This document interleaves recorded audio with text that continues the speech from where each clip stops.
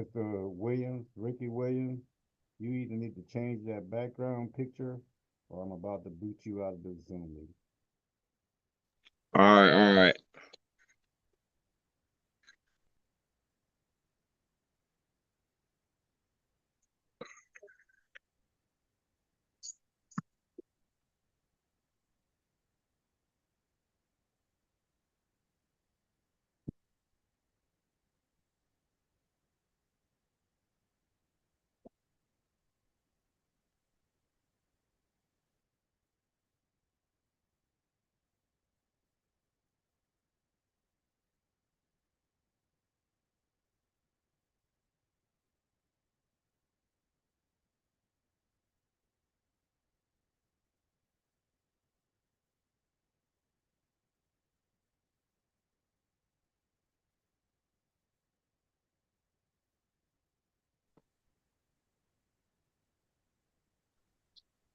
All right, good afternoon, ladies and gentlemen. My name is Judge Law, and we're going to begin with our misdemeanor criminal calendar for today, February 12th, 2025.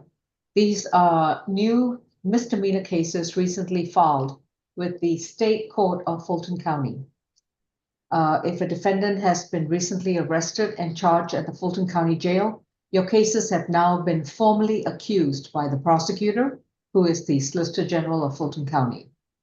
Hence, this would be the defendant's initial appearance before a judicial officer. I will let you know what is your case number, what are the charges brought against you, to set a bond, and also to appoint counsel when necessary. Some of you may receive a new court date for your particular case, and others, your cases may be further noticed, and you'll receive a notice or summons in the mail to come back to court. In either event, if you are charged with one or more misdemeanor offenses, please remember that you have a right to remain silent. Anything that you say in open court, your statements can and will be used against you in the treatment of your case. You have a right to an attorney. If you cannot afford one, one will be appointed to represent you. With regards to bond, depending on the circumstances of your criminal record history, if you have one, as well as the nature of the charges and the allegations set forth, some of you may qualify for what we call a signature bond. And if you do receive a signature bond, please remember that you would have to comply with the conditions. Failure to comply, or if you get arrested again, or if you don't show up to court when summoned, can result in your signature bond being revoked and or amended to a surety bond or a cash bond. For those of you who do receive a surety bond or a good bond or even a cash bond, please remember that conditions may still apply. In order to secure release, you would have to pay for the bond either out of your own pocket or through a bonding company.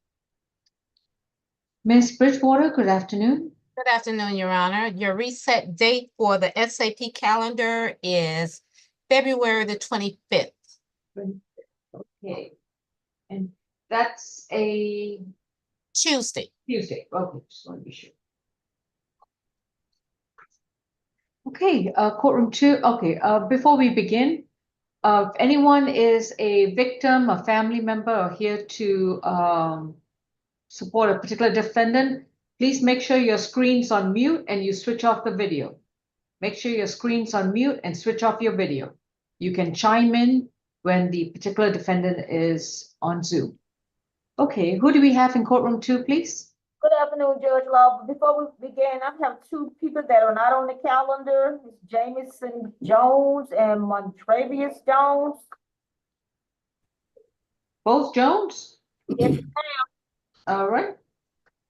And they're not on the calendar because they've been released, or what's they're going here. I don't know. They're here. They don't have bonds in place. I don't know why they're not on the calendar. Jamison Jones is an add-on that we're working on. You'll have it quickly. Okay.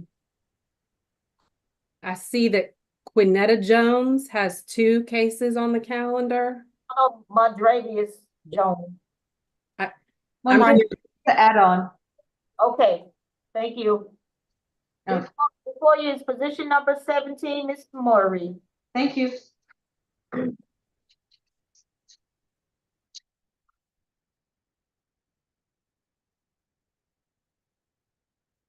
This is Brianna Laveria Murray, accused of 4 misdemeanor offenses stemming from a February 11th, 2025 traffic matter. The charges are following too closely: driving without a valid license, willful obstruction of a law enforcement officer, and giving false information to an officer. Ms. Murray, you've been advised of your rights, and your attorney is Mr. McLean. Ms. Hardy, good afternoon. Good afternoon, Your Honor. Her last arrest was July 31st, 2024 out of Peachtree City for a false name, address, or birth date to law enforcement and contributing to the delinquency of a minor. There's a total of 3 arrest cycles in Georgia. Nothing further to report. Ms. Allen? Thank you, Your Honor. I also have a December 1st criminal trespass arrest out of Clayton County, December 1st, 2024. Okay. This incident happened on the 2nd, February 11th, excuse me, at 17th Street and Commerce Drive at about 5 p.m. The defendant was involved in an accident when she slammed into a parked car. She was charged with following too closely as a result of that. On the scene, police officers encountered the defendant there on the scene, saw the damage that she'd caused to a vehicle. When it was requested that she provide her driver's license, she reported that she does not have a license. That information was confirmed when her information through the system was run. She started to resist arrest immediately when police asked her to get out of the car. She refused to follow verbal commands and was confrontational, I think is the word that's used in the documents. She then gave a false name, Brianna Watts, multiple times to officers, as well as a false date of birth. We'd ask for a $2,000 surety and absolutely no driving, Your Honor. Mr. McLean? Thank you, Your Honor. Ms. Murray is 18. She has a stable address at Continental Colony, certain unit number. She has a phone number, which I left a message at. I don't know if anybody's on, because with the abbreviated time period, we don't know if somebody might be at work or whatever. Your Honor, she's a high school graduate. She does hair styling, and she has worked at Wendy's and McDonald's in the past. We ask the court to consider the lowest possible bond, including, if it is possible, a signature bond. Thank you. Does she have family ties? Well, that was her mother's phone number at which I left the message, and it is a 404, so that sounds pretty local connections. Okay, thank you. Your Honor, this defendant is 18. Understood, thank you. Ms. Bridgewater, this will be a split bond. On the following too closely is 1,000, and the willful obstruction is 1,000, and that's going to be a $2,000 split bond, signature bond through pretrial services level 2. And the driving without a valid license is 500, and giving false information to an officer is 500, and that's going to be a surety bond. She's got a total of a $3,000 split bond, out of which she would have to pay on the $1,000 portion, either through a bonding company or out of her own pocket. No driving unless she has a valid Class C driver's license or the appropriate license for a driver under the age of 21. A driving permit or a provisional license does not qualify. The vehicle that she drives must have adequate insurance and proper registration if she wants to operate on public roads. On the signature bond portion, she's to report to pretrial twice a month. And if she gets arrested again, or if she fails to appear in court, the $2,000 portion of her bond will be converted to a surety bond as well. Thank you. Oh, her next court date is going to be February 25th, unless she makes bond.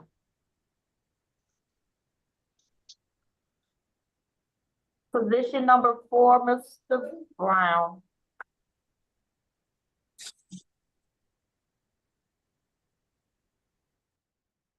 Mr. Bobby Brown is accused of battery from February 11th, 2025, case number 25CR718J.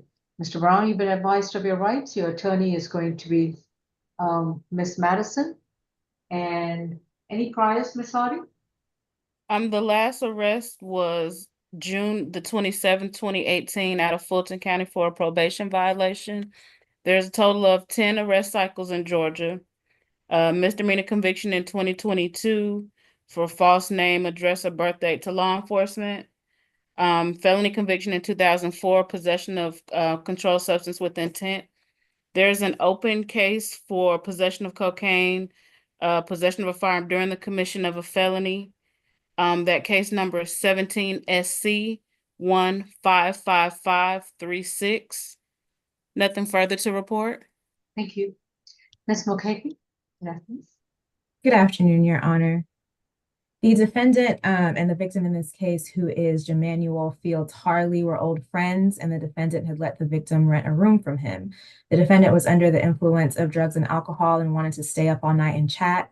The victim did not want to and tried to lay down to go to sleep, which upset the defendant, so he pulled the victim up from the couch, punched him in the face, causing swelling and a laceration, which was dripping blood under his eye.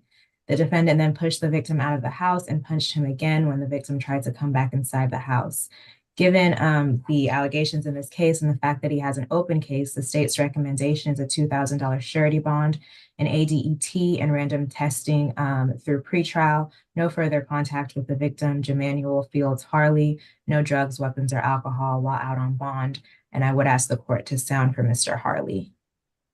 Mr. Jermaine Fields Harley, if you're on Zoom, this is the moment to chime in by starting your video and unmuting your Zoom panel. Ms. Madison? Good morning or good afternoon, Your Honor. It's Mr. Brown's position that the alleged victim in this case was an old friend of his who he had been letting live in his home for 2 days. And it was actually the alleged victim that was the aggressor in this case. Mr. Brown just recently obtained a job at a company called Allied Security, which he was actually supposed to start today. He has 2 children and 1 child on the way, and they're financially dependent on him for support. He also has an elderly father who is currently in a nursing facility with a tracheotomy. My client is the only child and the only person who's able to make decisions for his father. He's the only person that has the legal right to make any medical decisions regarding his father. So my client has a lot of people that are dependent on him and need for him to be out of jail. Because he was just starting this job, he doesn't have really any income at this time. And so he's requesting, Your Honor, would grant him a signature bond if possible.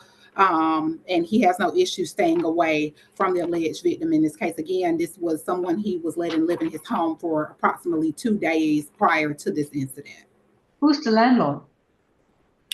I'm not sure who the landlord is. I just know this is Mr. Brown's house. I'm not sure if he purchased the house or if he's leasing the house. I just know that this is his house. And according to the warrant, it belongs to Mr. Harley, who's renting it out. So I just need to know who's the landlord. Mr. Brown. Your Honor, my name is on the lease, and he only was there for 2 days. So who's the landlord? Landlord is a man named Rafet, but I used. I need the landlord's name. Rafet. All right. The management company is PMI South. I have the links and things in my phone while I pay the bills. So, I understand, sir, and that's something your attorney will have to ascertain, but right now I have conflicting information about who is the correct occupant of the property. Bond is going to be set at $1,000. It is a surety bond. He does have an open felony case, as well as a probation issue from June of 2024. No further contact with Jermaine Fields Harley. He is to stay 200 yards away from Mr. Fields Harley, and he's also to stay away from 107 Spring Court in Fairburn. He's allowed to return to the location 1 time only with a police officer. If Mr. Fields Harley no longer lives at the property, then he can re-enter the premises. However, if the premises are occupied there by Mr. Fields Harley, then Mr. Brown and his landlord need to take the proper steps to file the appropriate dispossessory action to remove Mr. Fields Harley from the location. All right. No illegal drugs, no alcohol, and no weapons and no firearms. Next, What was that bond, Your Honor? I'm sorry, What was that bond? 1,000 surety. Thank you. Next court date is February 25th. Thank you, Your Honor.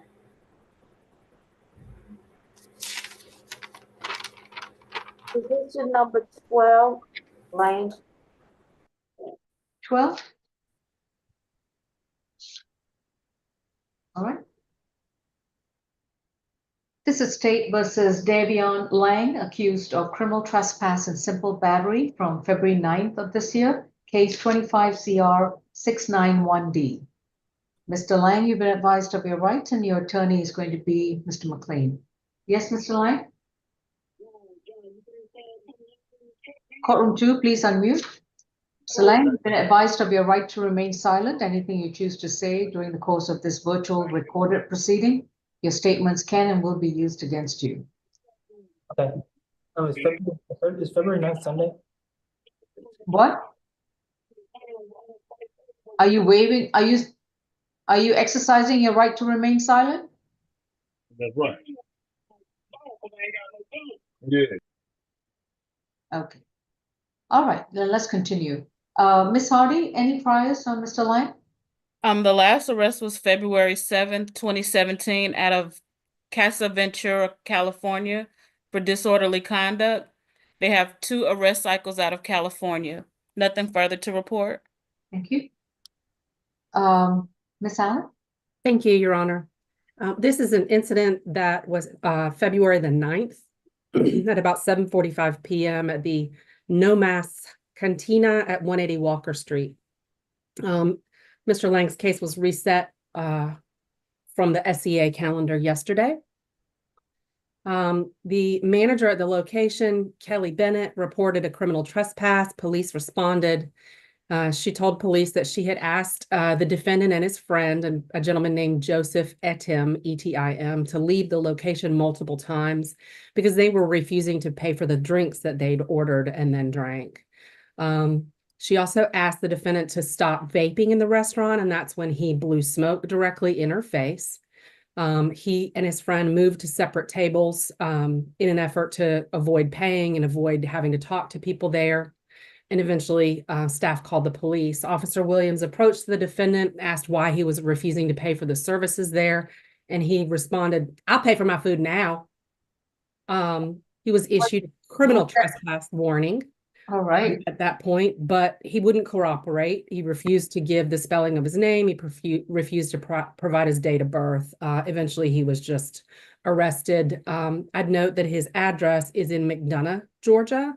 And the 2 prior arrests he has in California are related to disorderly behavior and drugs or intoxication. We did speak to the folks at NOMAS and left a message.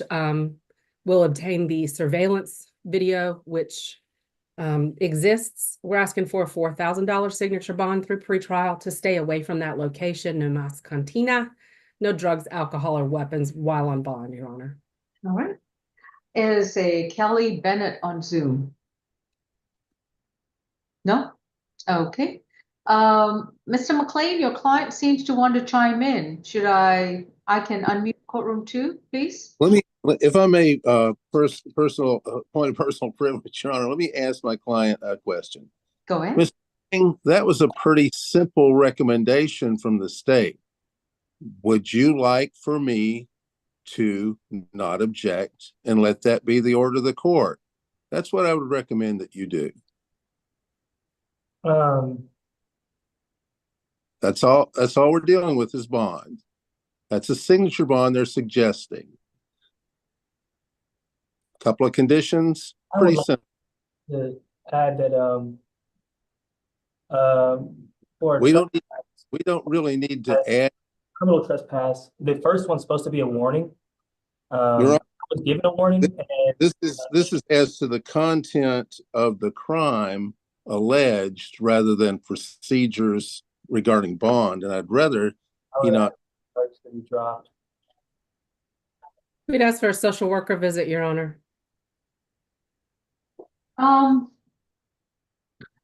Mr. McLean, anything else to relay to your client? Nothing else, Your Honor. Thank you. Okay. On the criminal trespass and simple battery is going to be $1,000 each. It's going to be a $2,000 surety bond. Stay away 200 yards away from No Mas Cantina. No further contact with Kelly Bennett. Highly recommend a social worker visit. Mr. Lang, the motion to dismiss the charges is denied. And your next court date is going to be February 25th. If you do make bond, please make sure that you stay 200 yards away from the restaurant called No Mas Cantina on Walker Street, and that you stay away from Miss Kelly Bennett as well as the other employees of that facility. Thank you. Oh, by the way, no illegal drugs, no alcohol, and no firearms. Next case, please. Position number 2, Billings.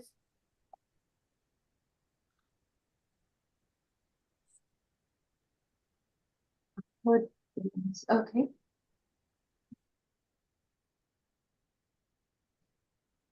This is State versus Trevon Billing, accused of battery, family violence from June 17th, 2024.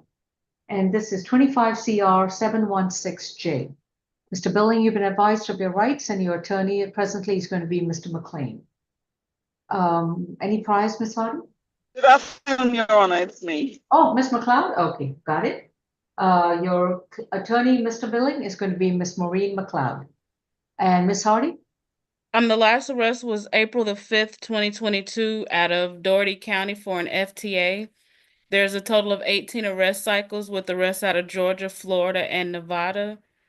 There's a 2017 misdemeanor conviction for criminal trespass, 2022 felony conviction for carrying a weapon in a school safety zone. There's an open case for no license obstruction and fleeing and attempting to elude. That case number is 19 SC 165450. Nothing further to report. Thank you. Ms. Mokeke? Yes, Your Honor. I also have that he has a 2020 conviction for aggravated assault out of Florida. The victim in this case is DeAmber Austin, who shares a child with the defendant. The parties were having an argument that turned physical. The victim told officers the defendant was trying to slam her and was beating her, so she fought back in self-defense. The victim had an actively bleeding laceration to her head. Officers also noted that the victim was intoxicated and stated that she didn't remember exactly what the defendant had used to hit her to cause the laceration. Officers also spoke with the defendant on FaceTime, and they observed that he had abrasions on his face. This did end up being a dual arrest as both parties had injuries. The victim's case is 24 CR 005004B. The state's recommendation for Mr. Billing is a $2,500 good bond, no further contact with the victim, stay away from the incident location, no drugs, weapons, or alcohol while out on bond. An FBIP might also be appropriate in this case, and I would just ask the court to sound for Ms. DeAmber Austin. Right, is Ms. DeAmber Austin on Zoom? No? All right. Ms. McLeod? Yes, Your Honor. I would ask the court for as low a bond as possible, certainly less than the $2,500 which the state is asking for. This incident happened on Father's Day of last year. My client tells me that the mother of his child came to his home and started behaving badly because she was drunk and she attacked him. In fact, he tells me, Your Honor, that there are pictures or video of what happened that are in his mother's possession. I was unable to contact his mother to get the exculpatory material that he told me exists, Your Honor. And he just happened to be arrested because he was pulled over a day or two ago, he tells me. And they do not live together. I would certainly object to the stay away from the incident location because my understanding is that this was his home and they do not live together, or neither are they in a relationship. All right. Bond is set at $2,000. It's a surety bond, no contact with DeAmber Austin. He's allowed a one-time visit to 1310 Ellsworth Industrial Boulevard, in order to retrieve his personal belongings or verify that Miss Austin does not live there. If she doesn't live there, then he may re-enter the property. No illegal drugs, alcohol, and weapons. And his next court date is going to be February 25th. Thank you, Your Honor. That concludes my business before the court. May I be excused? Yes, thank you. You're welcome. Position number 3, Mr. Benz. Mr. Mark Bin is accused of willful obstruction of a law enforcement officer, 2 counts, and 2 counts of pedestrian and roadway from February 11th of this year, case number 25CR717F. Mr. Binns, you've been advised of your rights, and your attorney is going to be Ms. Madison. Ms. Madison, is that correct? Yes, Your Honor. Okay. Any priors, Ms. Hardy? The last arrest was August 23rd, 2024 out of Fulton County for an FTA. They have a total of 40 arrest cycles, with arrests out of Georgia and Illinois. Felony conviction in 2022 for burglary, 2015 criminal damage to property. There's a 2025 misdemeanor conviction for criminal trespass and possession of drug-related objects. 2022 obstruction, theft by taking, criminal trespass. Oh, that's good. Thank you so much. Okay. Your Honor, this incident occurred when officers were in a high traffic area that is known for drugs. They saw 2 males running through the wood line. They observed the defendant run across Beeler Drive while vehicles were oncoming. One of the officers commanded him to stop running, and he proceeded to continue running. He ran across the I-85 Cleveland exit ramp. Eventually, officers caught up to him, and while attempting to detain him, he pushed away from the officer. The state's recommendation for the defendant is a $500 good bond on each charge, which is a $2,000 good bond in total. And that is based not only on the facts here, but also his lengthy criminal history that we just heard. All right. And Ms. Madison? Yes, Your Honor. Mr. Bennis is not currently working and doesn't have anyone that could, go to a bonds company to essentially post his bond. So we're hoping for a signature bond on the case. It's my understanding that bond had previously already been addressed on these charges, but it's actually a pending FTA that bond has not been addressed for. So Your Honor, due to my client not having any income, we're hoping Your Honor would consider granting him a signature bond. All right. On each count, it's going to be $250. That's a total of $1,000 surety bond. He does have an FTA under 25 FTA 00030 something. I can't make out the rest of the case number. If you have it, that would be great. Otherwise, yes, I have 250000563 FTA. Oh, that's a new one then. This is Mark Binns, right? It is, and yeah, it is. Yeah, let me see. Honestly, Your Honor, I believe it was, and I could be wrong. Case number is going to be 22SC181742. This is an FTA from July 11th, 2020, and so I'm just going to assume it's a Superior Court bench warrant. Okay. Yes, sure. Due to his recent FTA, he doesn't qualify for a signature bond, so it is a $1,000 surety. Yes, sure. Next court date is going to be February 25th. Thank you. Thank you. Next case, please. Number 6, Gaither.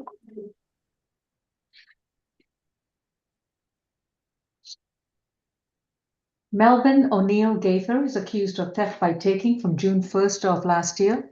Mr. Gaither, you've been advised of your right to remain silent, and your attorney is going to be Ms. Madison. Any priors, Ms. Hardy? The last arrest was August the 17th, 2020 out of Marietta for driving while license suspended or revoked. There's a total of 3 arrest cycles in Georgia, misdemeanor conviction in 2015 15 for disorderly conduct. Nothing further to report. Thank you. Ms. McCarthy? Your Honor, the defendant is accused of removing and taking 2 boots from his car without paying the booting company or properly removing them. The Right. boots, I'm sorry, Ms. McCarthy. I have a person over here who's driving and on Zoom. Please remove her from the Zoom. Alicia Alphabet. She can come back in when she's stopped driving. So please remove her from Zoom. Sorry about that, Ms. McCarthy. All right. no problem, Your Honor.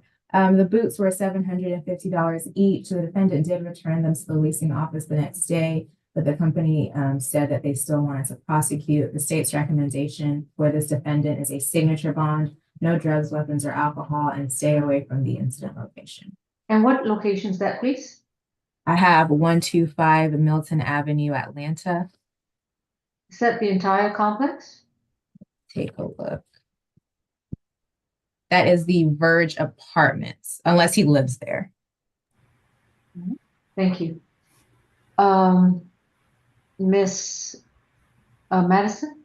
Yes, Your Honor. We certainly don't object to the offer or the recommendation for the signature bond. And yes, he does live at this location. It's my understanding. This was the 3rd time that this company had put boots on his vehicle for a complex that he lives in, where he pays rent. He also pays to actually park at this at this complex.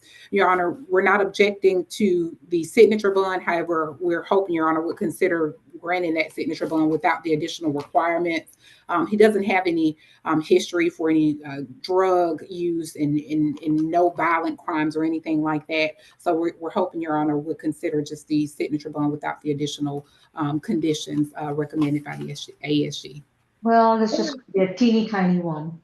Bond is going to be set at 2,000. It's going to be a signature bond to pretrial level 1.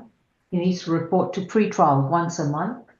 He may return to his particular housing unit, apartment number or whatever at 125 Milton Avenue, but he must avoid all common areas, which include the recreation amenities and so forth. And he can enter the leasing office only for lawful purposes. Thank you, Your Honor. Mr. Gaither, did you understand the bond? All right, we'll see you in court. Make sure you maintain a current address. If you change your address, please report to the clerk's office in writing. Thank you. Position 13, Mackey. Who represents Mr. Mackey? I do, Your Honor. Mr. McLean? Yes. Mr. Mackey was before me yesterday in a Superior Court matter involving a contested divorce. If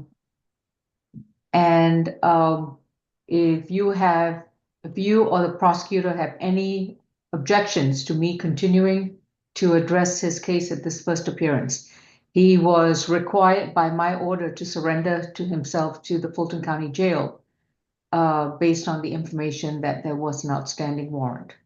So please unmute courtroom 2. Mr. Mackey, Mr. McLean, and Ms. Madison. If anyone has any objections to me proceeding with this case, I'll be glad to recuse myself, and we can take it up with another judge tomorrow. I wouldn't think so, Your Honor. Mr. Mackey? You need to speak to me private about this? I can't. I have no objection, Your Honor. All right. Mr. Mackey, if you have any objections to me proceeding on this criminal matter, since after I've addressed the divorce matter, you can have an opportunity to speak with your attorney. Okay, that's fine. That's fine. What? You want to speak with your attorney, or you want to have me recused? No, I'm fine with having you. I mean, I really need to get back to school, so I need to try to resolve this as quick as possible. So you have no objection with me proceeding with you on this case? I'm out. Okay. And your domestic attorney, Mr. McFarland, is he aware that you're at the jail right now? Yes, ma'am. Okay, thank you. All right, this is State versus Benjamin Mackey, case number 25 CR 0000735H. Mr. Mackey is accused of 2 counts of battery, family violence, 1 count of simple battery, family violence, and 1 count of cruelty to children in 3rd degree. Mr. Mackey, you've been advised of your right to remain silent. Your attorney at the present time is Mr. Michael McLean. And any priors, Ms. Hardy? The last arrest was June the 4th, 2007 out of South Fulton for possession of marijuana with intent and possession of a firearm during the commission of a felony. They have a total of 13 arrest cycles with arrests out of Georgia and Florida. Misdemeanor conviction in 2005 for possession of marijuana less than an ounce. Nothing further to report. All right. Ms. Allen? Thank you, Your Honor. I would like to make sure it's clear before I start that I have requested this case be transferred to the DA's office as a aggravated assault strangulation and or a cruelty in the 1st degree. The main victim in this case is a 15-year-old child. Police were called on February the 8th to the location. They were called actually to this location by a juvenile, the victim of the cruelty in the 3rd degree, initials SM. Police responded, and this is South Fulton, Your Honor. They met with the defendant's wife, Nadrina Mackey. She reported that during an argument, while there were multiple children at the location for a party, including the 2 minors that they share, and her stepson, who's 15, and the defendant's stepson, the defendant became upset, repeatedly shoved her to the ground. He then grabbed his 15-year-old stepson, wrapped his arms around his neck, and strangled the child in front of everyone, put his thumbs on the child's face, on his eyes specifically, and pressed into them, attempting to gouge the child's eyes out. The child had scratches on his face and his neck, as well as bruising on his neck seen by officers. Mom realized her daughter, the juvenile, had called the police as things started to calm down, and the defendant was taken off of the child. We did hear from Mrs. Mackey today. She informed us that there is an ongoing divorce action. She confirmed what happened on the 8th. She did say that the defendant no longer lives at that location, but that there'd been prior violence. She reported that she has called the police 5 times since September of 2024 when they first separated, that the behavior of this defendant is escalating, and she's requesting no contact. Your Honor, based on the obvious felony level probable cause just in the warrant itself for multiple counts, we're asking for a $20,000 cash bond, no contact whatsoever with Mrs. Mackey or any of the children they share, including the stepson, no drugs, alcohol, or weapons, and to stay away from that location. And I'll pull up the exact location. I apologize, I did not write it down appropriately. I'm clear, it is a mistake. Just give me a second. Thank you. Right. While we are waiting for the information from the prosecution, is there anyone who wants to chime in on this case other than defense counsel? I see you. Courtroom 2, please unmute. Mr. Benjamin Mackey, you've been advised of your right to remain silent. Anything you say during the course of this criminal prosecution against you, your statements can and will be used against you. So, Your Honor, the location is 716 Kenosho Street. That's Kenosho. We did do a strangulation assessment with the assistance of our victim advocate today, spoke with the child and his mother. I'm not sure if the Mackey on the Zoom is Nadira or not, but we have spoken with them. Thank you. Mr. Courtroom 2, please unmute. Mr. Mackey, did you want to waive your right to remain silent? Yes, I just want to say that I don't have a problem staying away from Mrs. Mackey or my stepson. I just want to be able to see my two daughters. That's all. I was invited to the residence for a birthday party. Mr. Mackey, the first thing you said regarded the procedures of bond, which I haven't even spoken on yet, so we're kind of out of order.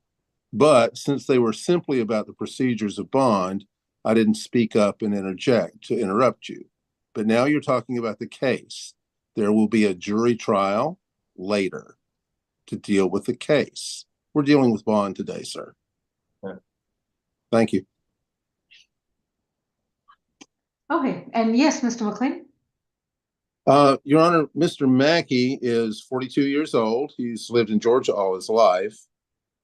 He is working on a additional certification in aviation maintenance. So he's a student and intends to get a certification, I think, on that regard pretty quickly this year. He's worked at the airport as a cargo handler. He's had an apprenticeship for 5 years as a sheet metal worker. We're working with fabricating and installing ductwork and the like.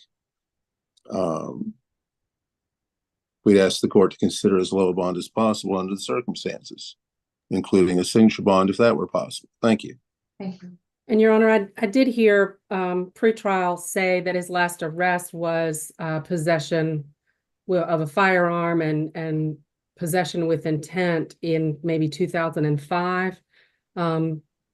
Did Your Honor hear the federal conviction information? No. There's a 2007 felony possession of drugs with the intent and possession of a firearm during the commission. I've got that. I just didn't realize it was federal. Okay, thank you. Thank you. Mr. Mackey, I would highly recommend that you definitely confer with your attorney, whether it be Mr. McLean, Mr. McFarland, or whoever you decide to retain. This, as I indicated to you yesterday, and my great concern based on the information I have presently is that the prosecutor for the state court of Fulton County is intending to see if they can upgrade the charges to a felony matter, which would be far more serious. So I advise you to definitely consult with your attorneys and make sure that you maintain your situation so that you do not get into any other infractions. On the battery family violence, it's going to be a $5,000 surety. On the simple battery family violence, that's a $2,500 surety. And that's going to be a $7,500 surety. On the cruelty to children in third degree, that's a $10,000 signature bond through pretrial services level 3. And on the battery family violence, count 4, that's going to be a $10,000 signature bond through pretrial services level 3. You have a total of $27,500, and this is going to be a split bond, out of which you would have to bond out on $7,500. The next court date will be February 25th. The conditions of your bond are as follows. If you do make bond within 10 days of being released, you're to submit yourself to an alcohol and drug evaluation and submit yourself to any treatment or medication that's required. Within 30 days of being released, you are to enroll in a domestic violence intervention program and attend and complete all 26 weeks of classes. You are to have no further contact with Nadira Mackey, with her stepson Cabrola, I believe, and with the 2 minor children that you share with Mrs. Mackey. No, sir. I already required you to stay away from everyone, and I told you I would amend that order once I get more information about this criminal case. This criminal case is escalated my concerns with regards to you and with regards to the safety of your family at the present time. That's why I'm going to reinforce the fact that you are to have no further contact with Nadira Mackey, with your stepson, the one who's involved, as well as the 2 minor daughters that you share with Mrs. Mackey. And Your Honor, I can spell the name of the stepson. It's Caraballo, which is Oh, I'm sorry. I should have used his initials. It was my bad. What's his initials? CS. CS, and then SC, excuse me, SC. SC. Okay. And then the two minor daughters as well. You are required to do the domestic violence intervention program and the alcohol and drug evaluation. You report to pretrial once a week, and you'll be subject to random screens for illegal drugs and or alcohol. If you consume illegal drugs and alcoholic beverages, you will be in violation and your bond could be revoked to a no bond status. You're not allowed to own, possess, or have any firearms near you, on you, or in your residence or in any car that you possess. So if you own or possess any firearms, they have to be surrendered immediately to the local police for destruction. Your next court date is going to be February 25th.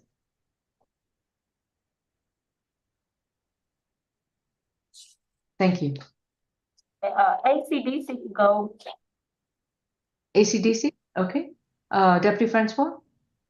Good afternoon, Judge Law. I do have a quick announcement before we get started. For positions 9 and 10, Quinetta Jones, she waived her appearance. All right, and who represents her? Ms. Madison? Yes, Your Honor, that's my case. All right, so this is going to be a waiver of appearance. Anything else? That's it for the announcement. This is going to be position number 5, Copeland. All right. This is an announcement for the folks who are at ACDC. Good afternoon. My name is Judge Law. We're going to be addressing each of these new criminal cases that have been accused against you. Please remember that you have a right to remain silent. Anything you say in open court, your statements can and will be used against you. You have a right to an attorney. If you cannot afford one, one will be appointed to represent you. Chelsea Danielle Copeland is accused of simple battery from February 11th, 2025. Ms. Copeland, you have the right, you've been advised of your rights, and your attorney is going to be Ms. Madison. Any priors, Ms. Hardy? The last arrest was June 22nd, 2022, out of Clayton County for disorderly conduct. They have a total of 4 arrest cycles in Georgia. There was a misdemeanor conviction in 2021 for disorderly conduct. Nothing further to report. Ms. McKechnie?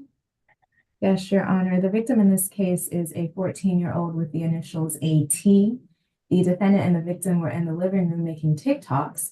The defendant had been drinking and then became aggressive and wrapped her forearm around the victim's neck in a chokehold while she was saying, "Stop playing with me, little girl." The victim advised that the chokehold did not block her breathing. Our office has had a chance to speak with the victim's mother, Ms. Talisa Thrower. She states the defendant is the sister of her fiance and they do not live together. The incident location is Ms. Thrower's residence. She states the defendant came over to wash some clothes, and earlier in the day, the defendant and the victim had exchanged some words. She was in the kitchen and they saw the defendant with her arm around the victim's neck. All of them were telling the defendant to let the victim go, and the defendant was saying, "I'm gonna show this bitch."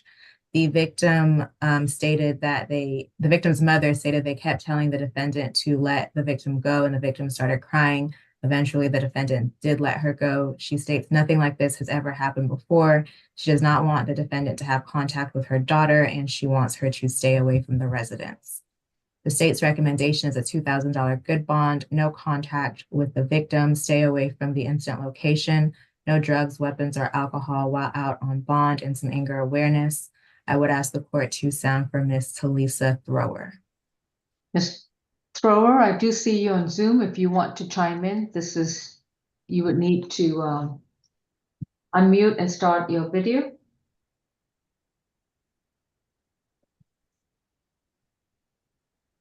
No? Okay. Mr. McLean? Oh, I'm sorry. I thought it was Miss Madison. Is Mr. McLean set your client? No, Your Honor. This is my client. My apologies, Your Honor. That's all right. Yes. Yes. So my client currently works at KBS, which is a contractor for Amazon. She's been working there for several months. She's also the mother to 5 children, which are financially dependent upon her for support. She's only making $16 an hour, Your Honor. She has very little history. It's her position that this incident did not happen, that she was the one that actually reached out to police officers she reached out to law enforcement on her brother who was attacking her child's father. It's her position that in retaliation of her reaching out to law enforcement about her brother essentially beating on her child's father, her child's father's girlfriend, I guess child's mother, told police that my client was choking out her daughter, which my client is saying that's not true. It's retaliation. She made up that story because she called police on her brother. So, Your Honor, we're hoping that you would consider a signature bond. She has basically no history of the one disorderly conduct, but nothing violent whatsoever. So we're hoping you would consider a signature bond without conditions as outside of no further contact with the alleged victim. All right. Well, I see two throwers on the Zoom. If neither wants to chime in, going once, going twice, okay. Bond is set at $2,000. It's a signature bond through pretrial services, level 1. Ms. Copeland, you'll be required to report to pretrial once a month. No further contact with the minor identified as AT. No further contact with the family of AT, including Talisa Thrower, which means you have to stay away from mother and child. And you are to also stay away from 790 Plainville Circle in Southwest Atlanta. No illegal drugs, no alcohol, and no weapons. Please make sure that you report to pretrial once a month. You stay away from the individuals identified. No illegal drugs, no alcohol, and no weapons and no firearms. Your next court date will be sent to your current mailing address. If you change your address, you will need to let the court know in writing. Thank you. Position number 11, Kemp.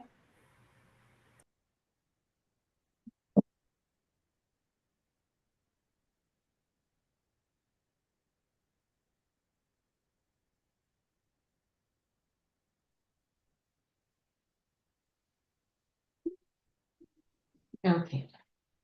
Arlexia Kemp is accused of battery, family violence, and simple battery, family violence from February 11th of this year under case 25 CR 736J. Ms. Kemp, you've been advised of your rights, and your attorney is going to be Ms. Madison. Any priors, Ms. Hardy? The last arrest was August 14th, 2009, out of Ridgeland, Mississippi. They have 2 arrest cycles out of Mississippi, felony conviction in 2010 for possession of marijuana with intent. Nothing further to report. Ms. Allen? Thank you, Your Honor. This is an incident from February the 11th at about 1 p.m. Police were called to 250 Gemstone Place in South Fulton. There, when they knocked on the door of the location, the victim, her name is Megan, and I'm going to spell her last name, K-P-A-M-E-Z-E, K. Pamazi. The victim answered the phone or answered the door for police. She was crying. Her shirt that she had on was ripped all the way down. She had visible red marks on her chest. She reported that she and the defendant lived together. They're in a relationship. And that she was trying to move out. She and the defendant had argued, and that argument had turned physical when the defendant assaulted her. She said she'd left for the weekend. When she got home, she saw that the defendant had packed her things up in garbage bags and had also hidden some of her belongings, and she reported that this has happened before. That they were arguing because the defendant didn't want her to bring friends or family over to help her move. The victim said her mom was due to get off work shortly and that she was going to come try to help her. She also told police she had a firearm, but she hadn't used it, and it was for her protection. Police told her they would stand by and assist her so she could go get her clothing on and get her belongings. Again, the victim reported this is an ongoing issue, that the defendant has previously packed up her things and then hidden things from her that are her belongings. At that point, the defendant was detained. She did make statements. She claimed that the victim threatened her with a firearm if she touched her again. So that would specifically point out that in response to unwanted touching and body contact from this defendant, the victim said, "I have a firearm. If you don't leave me alone and stop touching me and put your hands on me, I will go get it."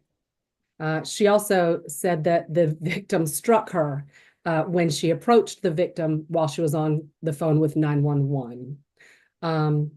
Mrs. Kemp was arrested. We're asking for a $4,000 SOB through pretrial. Absolutely no contact with the victim, Megan Campazzi. No drugs, alcohol, or weapons, Your Honor, whatsoever. We have not spoken to the victim today. It is my understanding she was also placed under arrest. All right. Our leaks, excuse me, I think it's Megan Pamazzi. If you're on Zoom, this will be the time to unmute and start the video. Yes, no? Okay. Ms. Madison? Yes, Your Honor. We certainly have no objection to a signature bond. We do, however, have an objection to the conditions.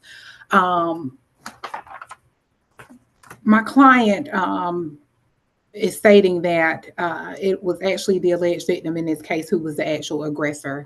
Multiple times throughout the actual affidavit for arrest, you see the accused victim stating that she has a firearm. And if my client touches her items, not her body or anything like that, but her actual items, that she's going to shoot her. Your Honor, which I don't believe that there's any legal justification for that. So Your Honor, we don't have any objection to the signature bond, but we would hope that some of the conditions would not be put in place. For example, no drugs or alcohol. We're hoping Your Honor would not enact those inside of the order. All right. Do you know if the victim has vacated the premises? It's my understanding she was leaving. She was moving out. That was the whole thing. My client was assisting her with moving some of her things to the front of the property for her to leave. So this is my client's house.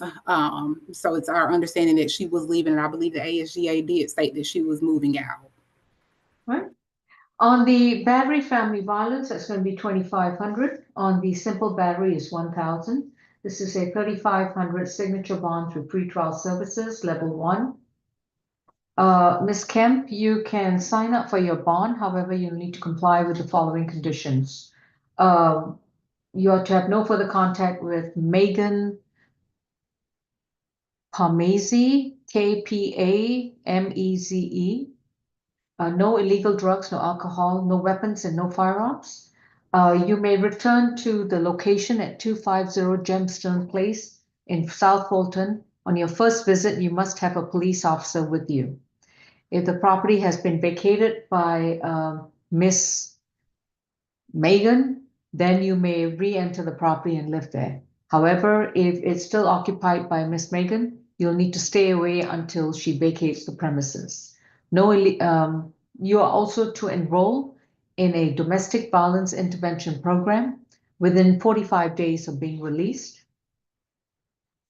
This is a 26-week program where you will need to attend and complete all 26 classes. And once you've completed with them, you can present your certificate of completion to your pretrial officer. Your next court date will be sent to your current mailing address. So if you are unable to return to Gemstone Court, then you need to update the court with your new mailing address. And then if you change your address, let us know in writing. Thank you. Thank you, Judge. Thank you, Your Honor. Petition number 14, Mr. Lee Manley.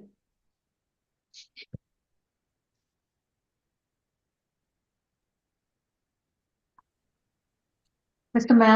Lee Manley is case 25 CR 727A, accused of simple battery family violence and battery family violence from February 11th of this year. Mr. Manley, you've been advised of your rights, and your attorney is going to be Mr. McLean. Any priors, Ms. Sardi? The last arrest was January 6, 2023, out of Atlanta for driving while license suspended or revoked. They have a total of 12 arrest cycles with arrests out of Georgia, South Carolina, and North Carolina. There's a felony conviction in 2014 out of South Carolina for hit and run with injuries. Nothing further to report. Miss Allen? Thank you, Your Honor. This is an incident from the 11th of February. Police were called to 2 Interlock Avenue at about 10 p.m. They met with the victim in this case, Caleb Thomas. That's K''Leb Thomas, excuse me. He reported that he and the defendant lived together, and that while there together that night, as he was trying to leave to go hang out with friends, the defendant became angry and poured orange juice on him and then began striking him, punching him multiple times.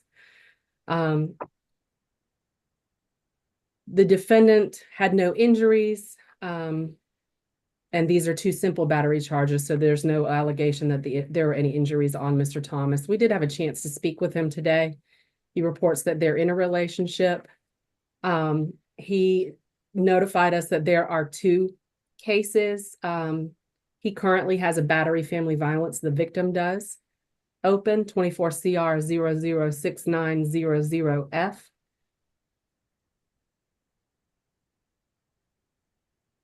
Which prohibits the victim from having any contact with this gentleman or going to the location.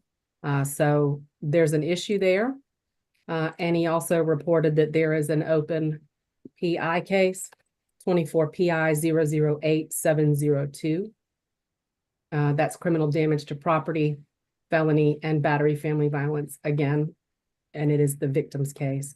Your Honor, the criminal history for this defendant out of Georgia since 2023 is minimal, driving without a license. He's got a simple assault arrest out of North Carolina in 2009. We're asking for a $4,000 surety. That's $2,000 on each charge. Absolutely no contact with Mr. Thomas. To stay away from that location. Well, actually, since Mr. Thomas has already been ordered to stay away from that location, we wouldn't request that. No drugs, alcohol, or weapons. The other bond that Mr. Thomas, the victim, is on here. No further contact with Lee Manley and no cohabitation. So, if you'd call for Mr. Thomas. Caleb Thomas? He wants contact.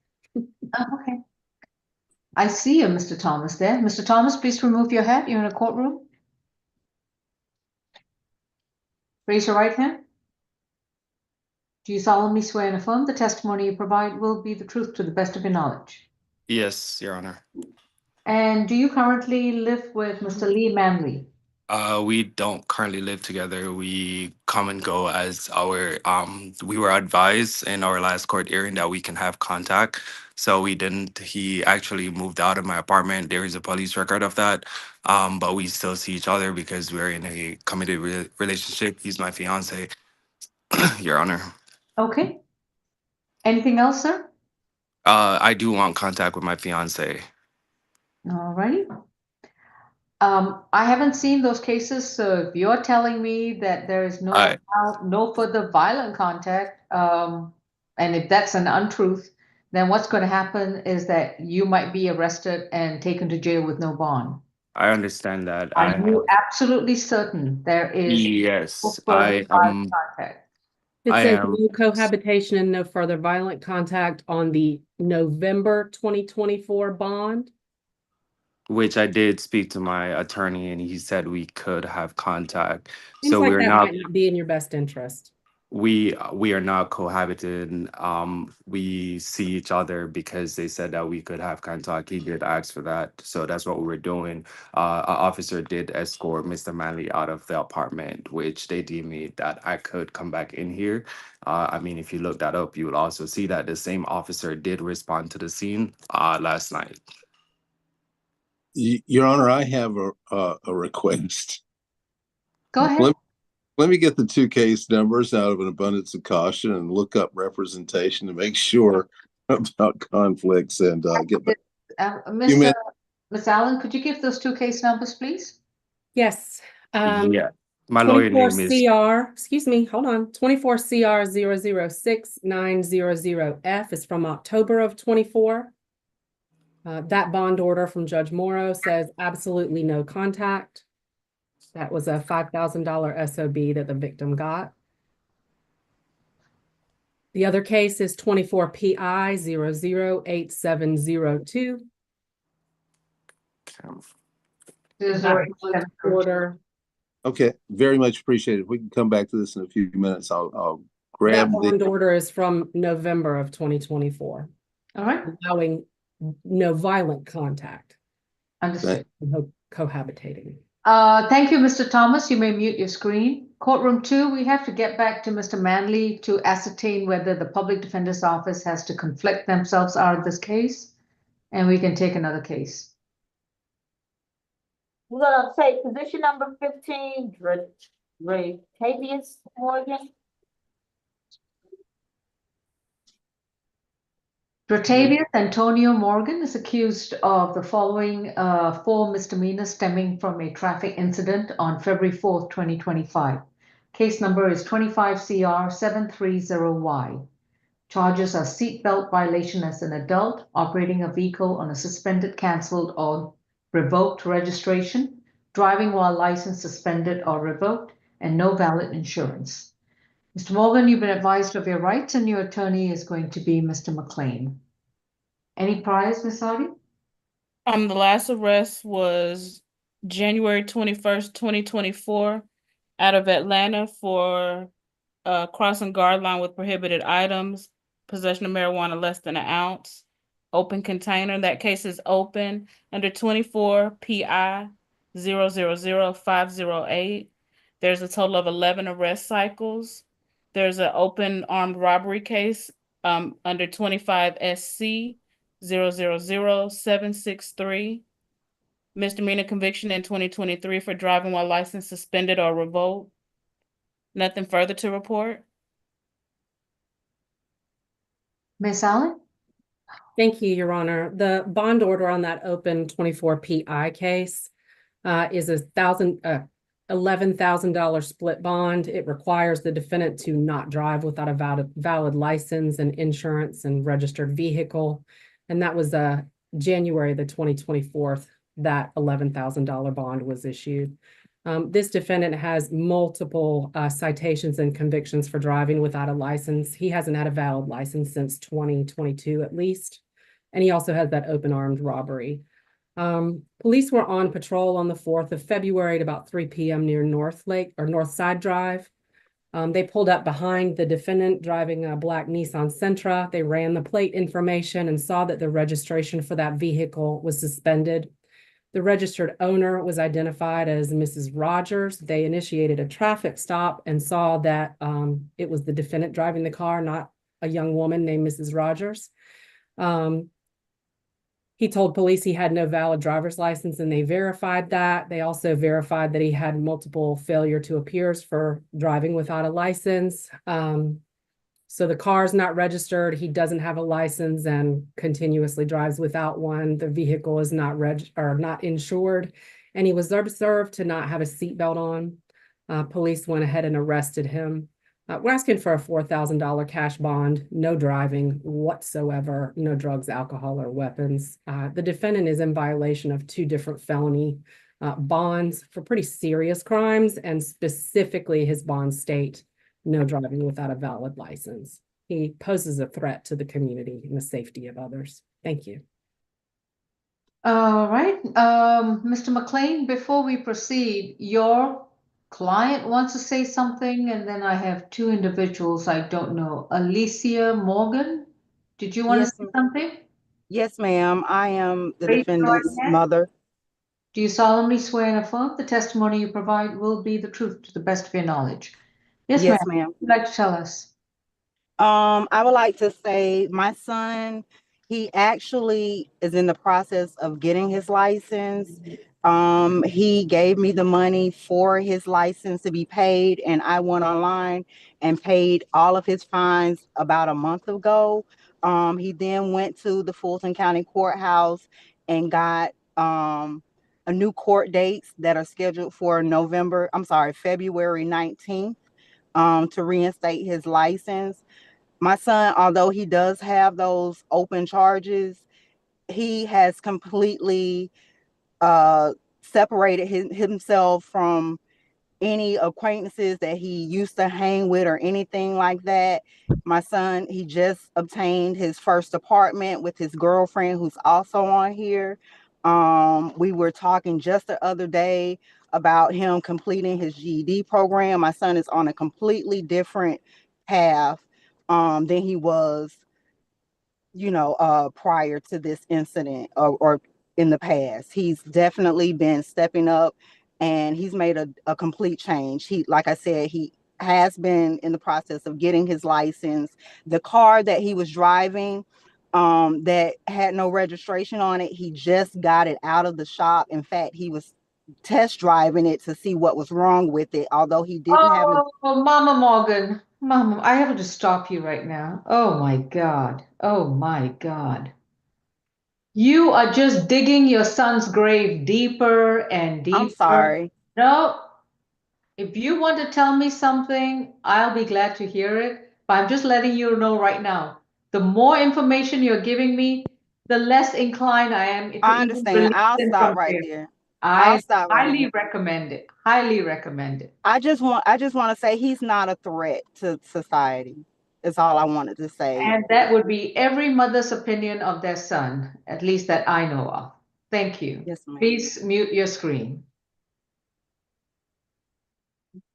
Okay. Mr. McLean, yes, sir. Let's do Well, something up over here. a little good background is always good to hear.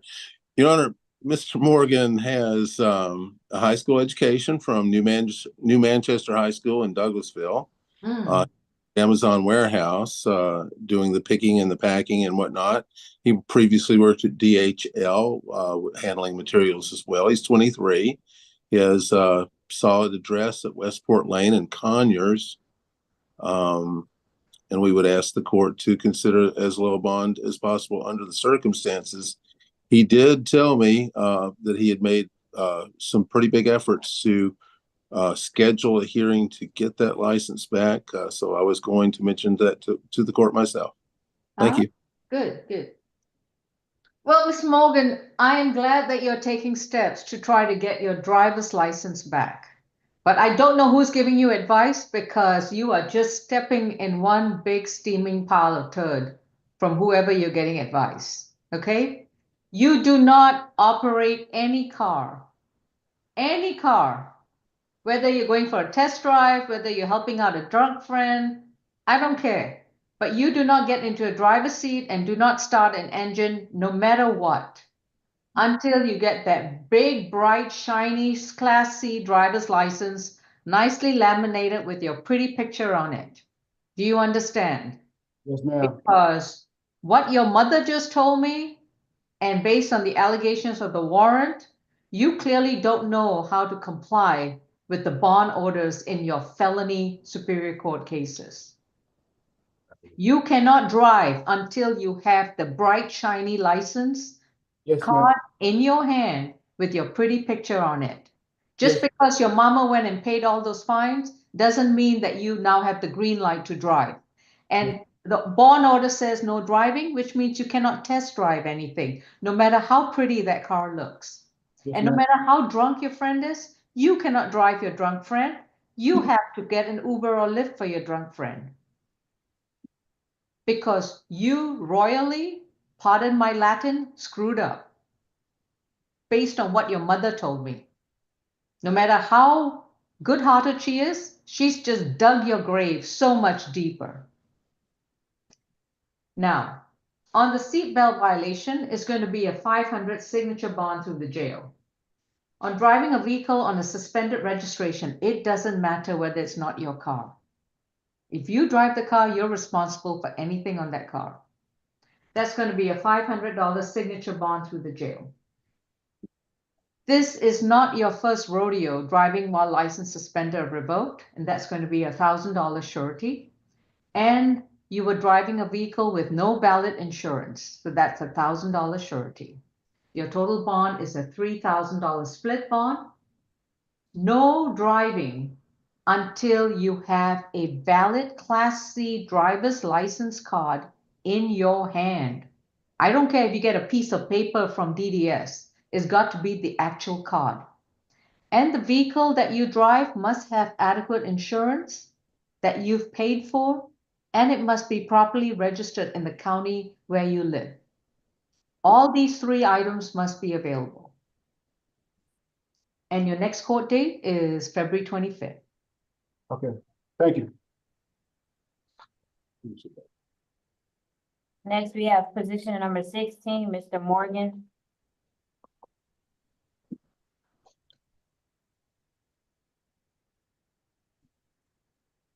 This is Shabazz Morgan. Okay. Mr. Morgan, you've got 2 counts of battery family violence from February 11th, 2025, case number 25CR000734C. You have been advised of your right to remain silent, and your attorney is going to be Mr. McLean. Any prize, Miss Hardy? I'm sorry, pretrial? Not available? Okay. Miss Allen, if you want to proceed with the GCIC, if you have it. This gentleman has 50 cycles. Of note, battery family violence conviction in 2000, as well as a battery family violence conviction in 2016. I believe he's under sentence for an aggravated assault now. I did request a transfer, Your Honor, based on the prior convictions this defendant has. In addition, this is arguably an aggravated assault with a weapon. Police were called on February the 11th to 2609 Delow Drive at about 10:20 a.m. That's in East Point. There they met with the victim, Joe Butts, B-U-T-T-S. He was seen to have a bloody mouth and lips. The defendant had bloody knuckles, and on scene there was a large stick that the defendant had used to strike the victim in the face that also had blood all over it. The defendant made admissions. He himself had no injuries other than the bloody knuckles from repeatedly punching someone. He was taken into custody. I do see that Mr. Butts was also arrested, or there was a warrant issued for him as well. We haven't spoken to him, but I would note that the other victims in family violence cases have been men that this gentleman lives with. We're asking for a $4,000 surety to stay away from that location, 2609 Delow Drive, no contact with Mr. Butts, and no drugs, alcohol, or weapons. Mr. McLean? Your Honor, Mr. Shabazz is from Georgia. He lives on Delow. He has an 11th grade education, and he has done painting and sheetrock work. He has worked full-time with children outreach by preparing meals for after-school programs, and has done that for a couple of months now. We would ask the court to consider as low a bond as possible. Thank you. Bond is set at $1,500 on each count. No further contact with the victim, Joe Butts. Stay away from 2609 Delow Drive in East Point, Georgia. No illegal drugs, no alcohol, no weapons. Next court date is going to be February 25th. That's a $3,000 surety. I'll say something, Your Honor. It's a what, Your Honor? Sorry, can you repeat the bond amount? $1,500 on each count. That's a $3,000 surety bond. No contact with Joe Butts, and stay away from the Delow Drive in East Point. Mr. Morgan, you have a right to remain silent. Anything that you say in open court can and will be used against you. It's entirely up to you if you want to waive your right to remain silent, though your attorney will be very upset with you because he'll make it a lot more difficult for them to represent you. Mr. Morgan, if you have a question about the procedure on bond making, how bonds are made, you could ask the deputy to let you have a phone and call my desk. As soon as court's over with, I can answer all those questions that you may have. We prefer that you not testify in your own case today. Today's a bond hearing. Thank you. Well, I wanted to say that I still want to speak. I know I have the right to remain silent. Mr. Joe Butts, this alleged victim, he was, he doesn't stay there. He's charged with criminal trespassing and battery also. And he also was intoxicated. He said that he wanted to, he was very, intoxicated. He said that he wanted to sign the waiver to prove that, to let everybody know that, he was drunk when he made the accusations against me. He was the one that had a stick, actually.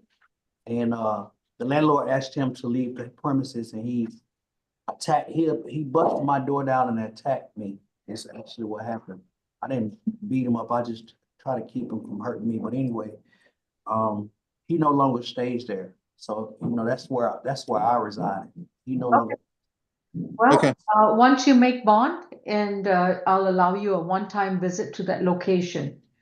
If the officer verifies with your landlord that Mr. Joe Butts does not live there, then you can re-enter the premises.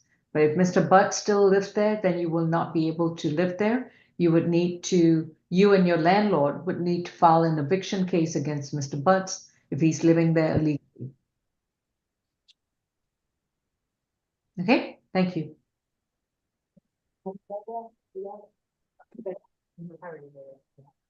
Next is position number 18, Mr. Oliver.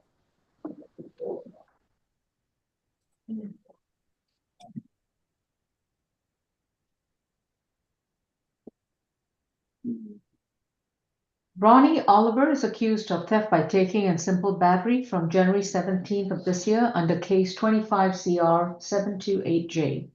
Mr. Oliver, you've been advised of your right to remain silent, and your attorney is going to be Mr. McLean.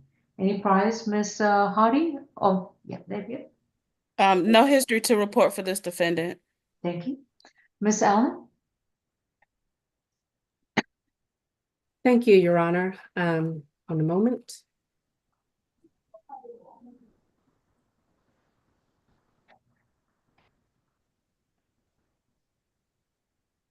That is also the information I have. This is an incident from January the 17th of this year, 2025. Police were called by the victim, Ria Shukla. She does not live with this defendant, but they were dating. This is an incident at her residence, 100 10th Street, apartment 307. It's in the Midtown Apartments. Police were called and they met with the victim as well as a witness who's a roommate and security. The victim reported that the defendant had taken her phone and refused to give it back to her, had shoved her to the ground and told her he was going to beat her ass up if she got up. He shoved her repeatedly to the ground as she asked for her phone back. He'd gotten angry when he went through her text messages and saw that she had planned on breaking things off with him. He refused to give the phone back to her multiple times. She notified security in her building, and they said they couldn't really do anything. She needed to call 911 because he'd left the location. While on the scene with police, the victim texted the defendant. He told her he was not going to give her phone back. He was going to throw it away in a dumpster. A DV unit investigator followed up, corroborated what had happened, noted that the victim still had not received her phone. We spoke to the victim today. She reports that, of course, they're no longer in a relationship, but she also still has not received her phone back. We actually spoke to her twice. She said that the defendant had agreed to pay for her phone that she had to get and replace. They haven't spoken and she wants no contact. She reported that he called her from the jail and was very apologetic about all of this. Unfortunately, then his sister called her. His sister, the defendant in front of you, his sister reached out to the victim and cussed her out and told her it was his fault, her fault the defendant was arrested. So there's an issue, Your Honor, here with intimidation and contact outside of orders, and use of third parties to harass and intimidate the victim. The defendant was very clear, even while police were present, that he had no intention of returning this young woman's items. It seems like he doesn't like being broken up with. This is his first arrest. We're going to be asking for a $4,000 SOB through pretrial. Absolutely no contact with this victim. she's here on the Zoom. If you'll sound for her, Ria Shukla. No drugs, alcohol, and weapons, and stay away from her address, 100 10th Street, apartment 307. Thank All you. right. Ms. Shukla, if you'd like to testify, please raise your right hand. Yes. Do you solemnly swear and affirm the testimony you provide will be the truth to the best of your knowledge? Yes. I also want to clarify what was reported to the police. Ronnie did shove me and prevent me from getting my phone. However, he threatened to beat me up the day prior when I didn't open the door because I was in the shower and I wanted to change and be decent. That is when he threatened to beat me up and said I should have opened the door while I was in my towel. I live in a college housing. I was not comfortable with doing that at the time. That is when he threatened to beat me up. But those were two separate incidents. I did not take pressing charges lightly. I consulted with an attorney. My mom works at the Federal Reserve. And I wanted to make sure that I had made the right decision. Even now, I do not want Ronnie to go to jail. I had tried to drop the charges a week later, but the prosecutor wants this to go through, so it's out of my hands. I even had my two separate friends, Lauren Esquivel, who I go to Georgia Tech with. Don't have to and Hira- mention their names. You don't have to mention their names. Okay. To reach out to him. I wanted to handle the matter privately. I wanted him to just return the phone. I am a college student. I am completely financially independent. I get pocket money sometimes from my mom, but she's a single mother. It was no easy task to just go and buy a new 12 like another $1,000 phone. My sister's in chemo right now, and I am helping my mother out. I had to pull my JP Morgan internship money. It was just a whole thing. So I specifically asked the court order restitution for the value of my phone, which was $1,200, as well as the additional $150 I paid for the new phone. I'm paying off in installments, and I don't want him to go to prison, like I said, but I am asking that he be required to attend therapy to address certain emotional regulation issues. Additionally, I want it to be made clear, Ronnie, your twin sister Lauren reached out to me today, and the way that she spoke to me was ridiculous. I'm doing you a favor by coming up here. I never wanted to press charges. Let me make myself very clear right now. I'm in college. I'm a double major in computer science and neuroscience. It's taking time out of my school day to be here right now. I did not want this to occur in this way, but I'm kindly asking there be a no contact order be put for her as well. I did him a favor by reaching out to his sister and his brother because I love him very much, but this is ridiculous, and I was just trying to help. Ms. Shukla, the person who contacted you, were they discussing this case with you? She had basically called me while I was in the middle of. I just want to know whether the conversation. She did not discuss the case with me. She just cussed me out and called me a bitch. Okay. And she told me to call her back over text. She unsent the text. And that's all I need to know. Thank you Yeah. so much. Thank you. You may mute your screen, please. Thank you.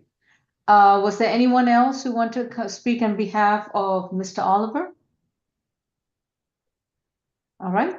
Mr. McLean, I will address you shortly, Mr. Oliver. Mr. McLean, go ahead. Your Honor, my client, Mr. Oliver, is 20. He's been in Georgia for several years. He graduated high school at Eastern High School in Lansing, Michigan.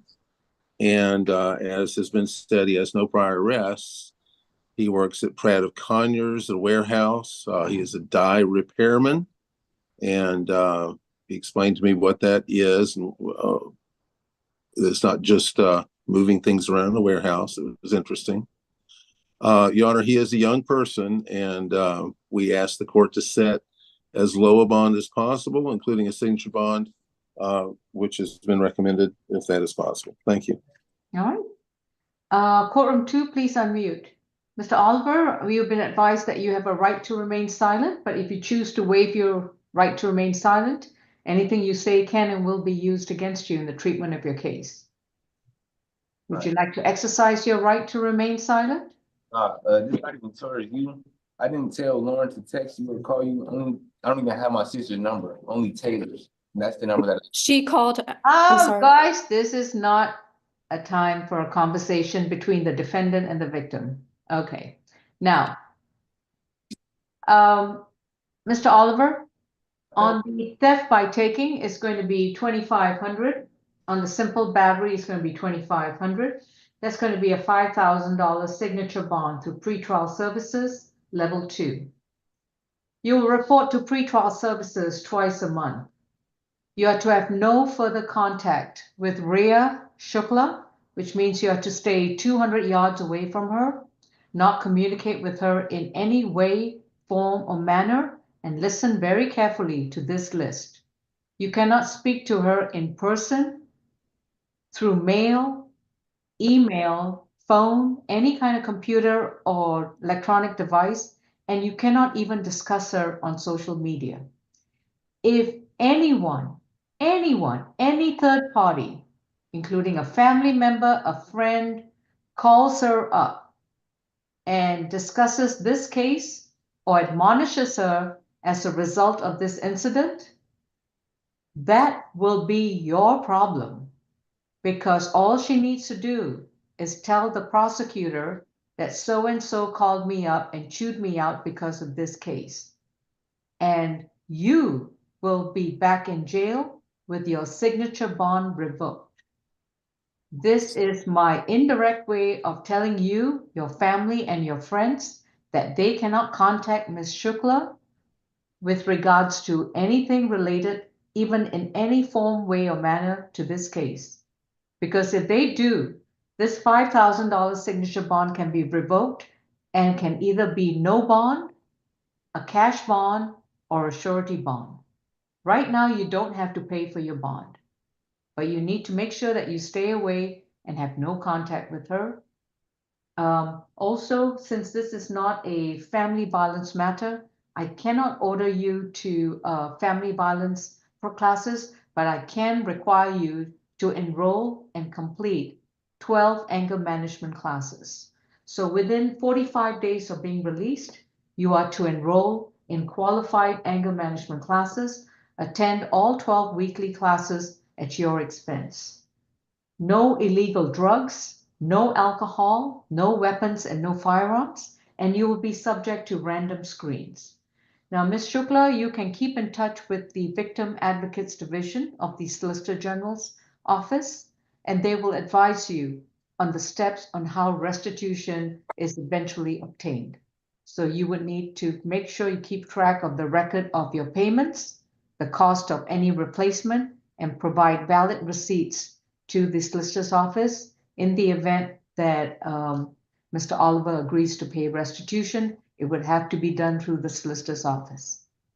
Okay, thank you, All Your right. Honor. You're free to go.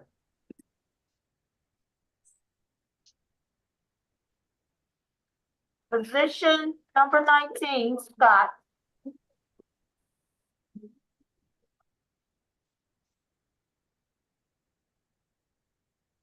Marquel Scott is accused of battery family violence from September 30th, 2023. Mr. Scott, you have been advised of your right to remain silent. Your attorney is going to be Mr. McLean. Your case number is 25 CR 729Y. Any priors, Ms. Hardy? The last arrest was April 26, 2023 out of Fayette County. Can we just switch off that video? I don't know who's got it on and is not paying attention. We don't need that kind of, thank you. Okay. She come at me. Yeah, mute your screen. Whoever's on iPhone, mute your screen. Okay, I'll let you chime in when it's time. I'm sorry, Miss Hardy, go ahead.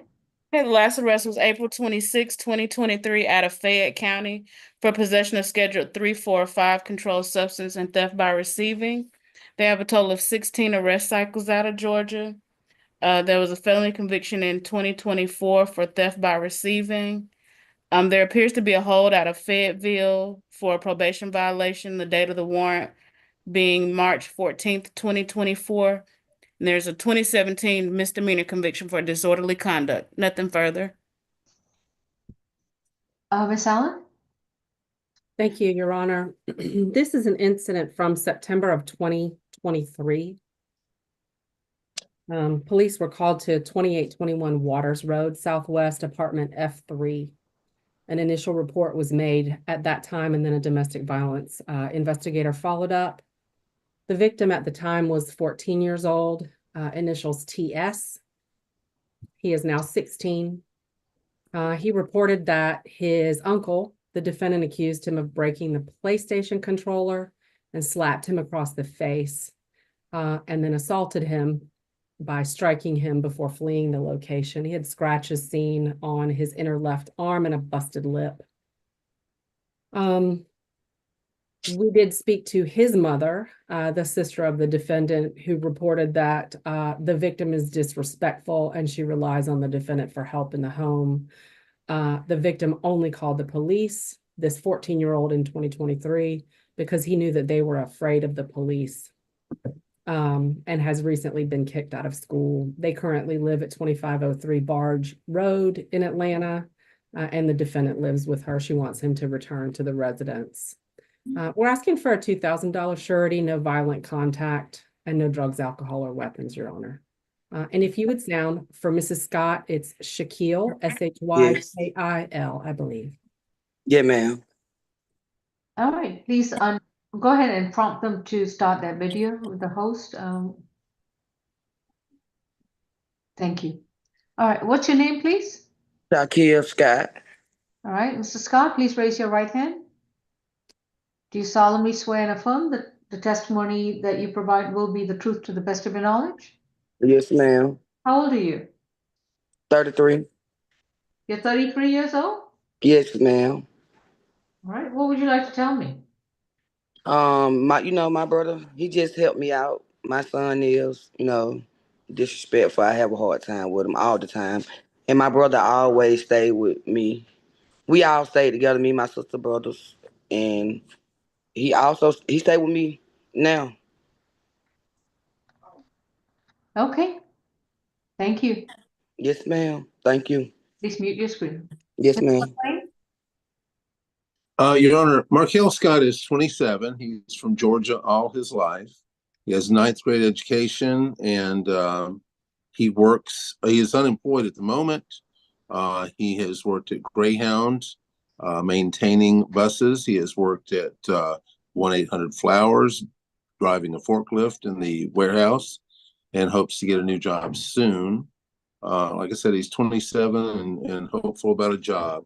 We would ask the court to set a bond as low as possible, including a signature bond if that is possible. Your Honor, I do see that there's a 2019 reckless conduct case that's open. It was in bench warrant status.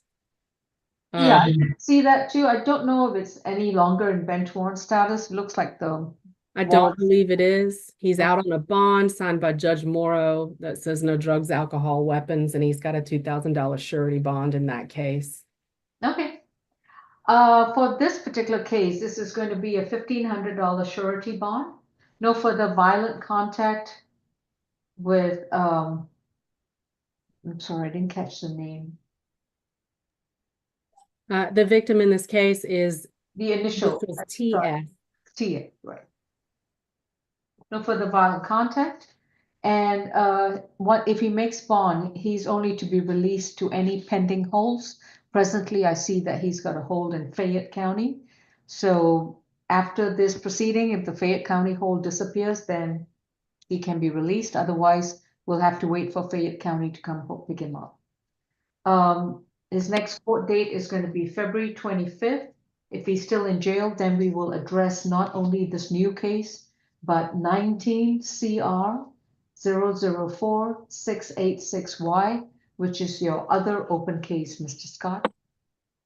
Thank you. Your Honor, just to be clear, on the record, the criminal history for this defendant includes an AKA with a substantial history, including a felony murder conviction. I've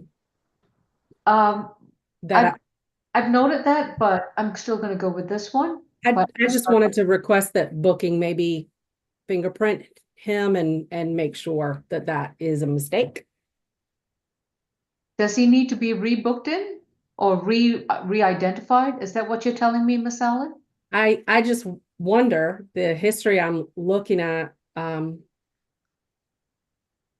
associates him with someone with a very similar name and a date of birth of 8/1/2000. This is Marquel Scott. Yes, AKA Marguel Scott and AKA Marquel Scott spelled two different ways. Okay. I'm sorry, Mr. McLean, I didn't get a chance to speak with you. Did you have an objection to the $1,500 surety? Well, Your Honor, we would, no, I did mention everything about the Greyhound and the buses and the Yeah. flower. Okay. Yeah, I was, you heard me, Your Honor, I was heard. But Your Honor, that other person with the 2000 date of birth would have there'd be a 3-year difference. I know sometimes people do get mixed up. I've seen that happen. Deputy, would it be possible to re-fingerprint Mr. Marquel Scott just to re-verify his identity? You have to go back to intake and intake can do that. We don't do it up here. Okay, please, if that can be done, that'll be great. Yes, Mr. Scott? The person I look for, he's in prison. He's been in prison for over 7 years. Oh, okay. Put his murder charges on me. I've been going through this for about, what, 5 years now? So this warrant from September 30th, 2023 would then be valid What because warrant? the other person's in jail. What warrant? The one that you're in jail for right now. Right, that's my charge, but the charge for Marguell is Marguel Scott.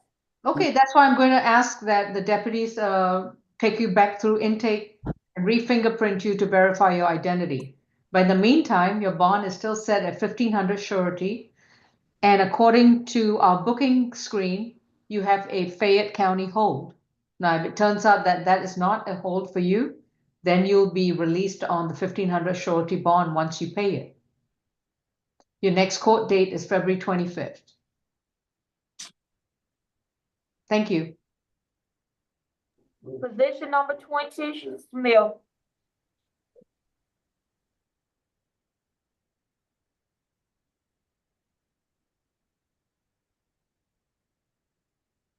This was, did you say 20? I did. Sherman Smith, yes. I have Sherman Smith. Are you Mr. Smith? That's what I said. And his case number is 25 CR 732G, accused of criminal trespass causing damage to property and simple battery family violence from February 2nd of this year. Mr. Smith, you've been advised of your right to remain silent, and your attorney is Mr. McLean. Any priors, Ms. Hardy? The last arrest was May 31st, 2023, out of Clayton County for an FTA and a probation violation. They have 31 arrest cycles in Georgia. There was a felony conviction in 2021 for interference with government property. 2015, there was a misdemeanor conviction for a criminal trespass, simple battery family violence, and simple assault family violence. And then 2021, criminal trespass and disorderly conduct. Nothing further to report. Thank you. Ms. Allen?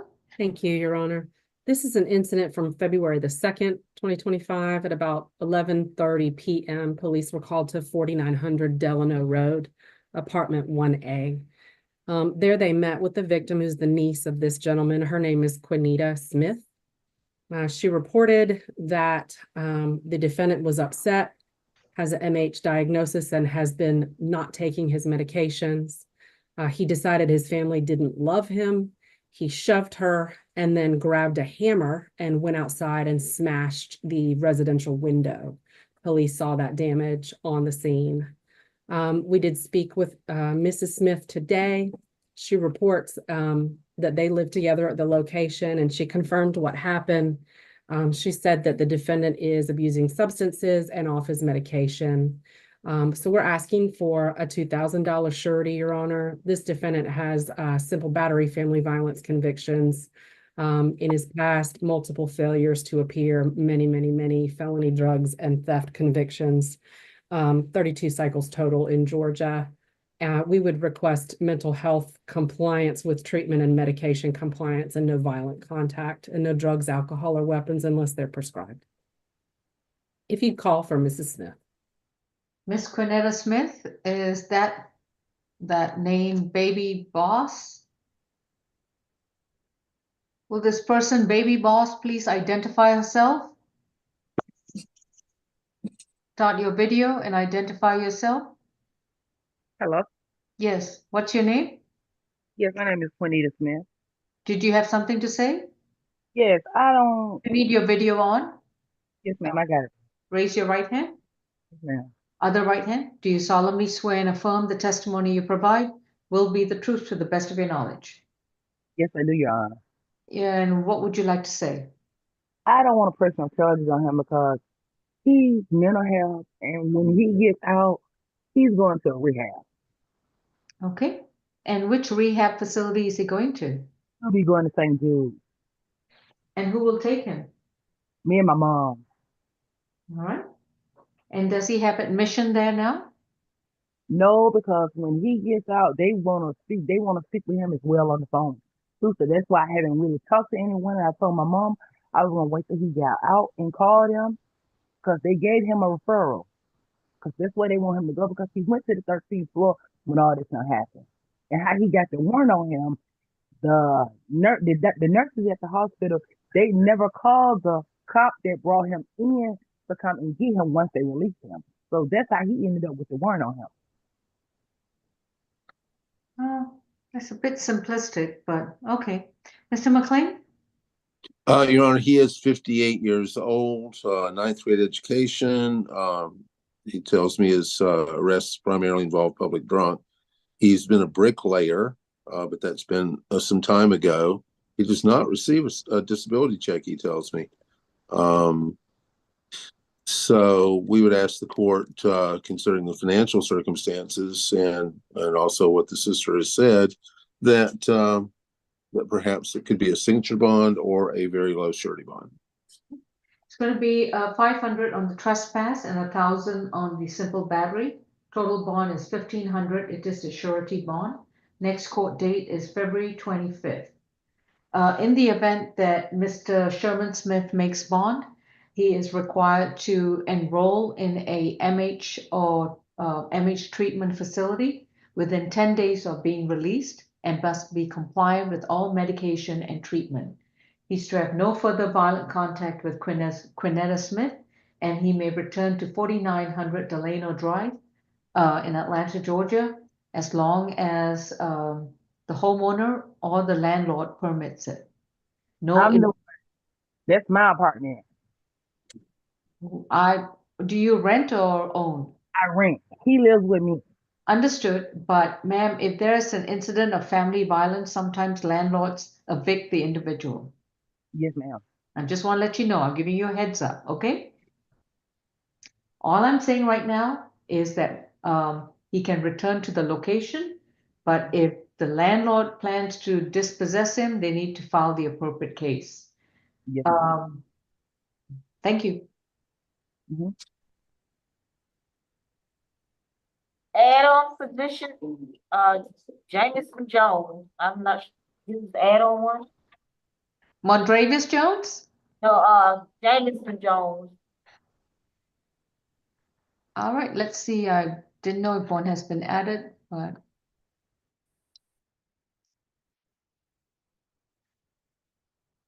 Miss Allen, have we or Miss Mokeke, have you all added another case? I've got a Mondravius Jones. Your Honor, we are or have been working on it. If you would give me a second, we could take that one at the end. Deputy, we haven't got that case accused yet, so. All right, and who do we have now? M. Jones. All right, this is State versus Mondravius Jones, case number 25 CR 000737F. Mr. Jones is accused of battery, family violence, and criminal trespass, causing damage to property. Mr. Jones, you've been advised of your right to remain silent, and your attorney is Miss Madison. Any priors, Miss Hardy? Do you have the GCIC on the add-on cases? I'm sorry, you're on mute? I do have them on the that one add-on that they just mentioned. I don't know what the other one is just yet. All right, this one is Mondravius Jones. Okay, Is I that the have one? this one. All right. The last arrest was March 19th, 2023, out of Atlanta for aggravated assault, obstruction, and criminal damage to property. And that case is open under 24 SC 005485. They have 6 arrest cycles out of Georgia. Nothing further to report. Ms. Mulcahy? Yes, Your Honor. I also see that the defendant has a 2021 battery family violence conviction, 21 CR 004194Y. We did ask that this case be upgraded to a felony just based on that previous battery family violence that he has. The victim in this case is Michaela Forearm. The victim went to the incident location to meet with her boyfriend, the defendant, and he got into her car. They were talking and they began arguing because she told him she didn't want to be with him anymore. He then proceeded to grab her by the neck and bite her on the cheek, causing redness to both her neck and her cheek. She said a friend of hers named Natasha was with her, and her friend tried to get the defendant out of the car. Once the defendant got out of the car, he punched the victim's window, causing it to shatter before running away. The parties did choose to live together. Our office has had a chance to speak with Ms. Forum, who states that her and the defendant are no longer in a relationship. They do not live together currently, and they share no children. She says the incident location is the defendant's residence. She came over there to drop off his belongings. She did confirm the events in the warrant, stated the defendant grabbed her by the neck with both hands and began to strangle her. She states that she was not able to breathe and felt like she was going to pass out. She rated the defendant's grip as a 10. She did say that she experienced shortness of breath and dizziness. She said that while the defendant was choking her, he was telling her, "We never gonna be over, bitch." She said that her friend had to come and pull the defendant off of her. The defendant then busted out her window, as it states in the warrant. She says the defendant has been texting her multiple times, calling her out of her name. She, of course, wants no contact and wants him to stay away from her residence, and I will send that address to Ms. Bridgewater. The state's recommendation for this case, Your Honor, is a $10,000 surety bond, no further contact with the victim, no drugs, weapons, or alcohol while out on bond. That is all, Your Honor. Thank you. I do see there's some Michaela's iPhone. If that is Miss Foreman, if you want to contribute, you're free to unmute and start your video. Otherwise, I'm moving on.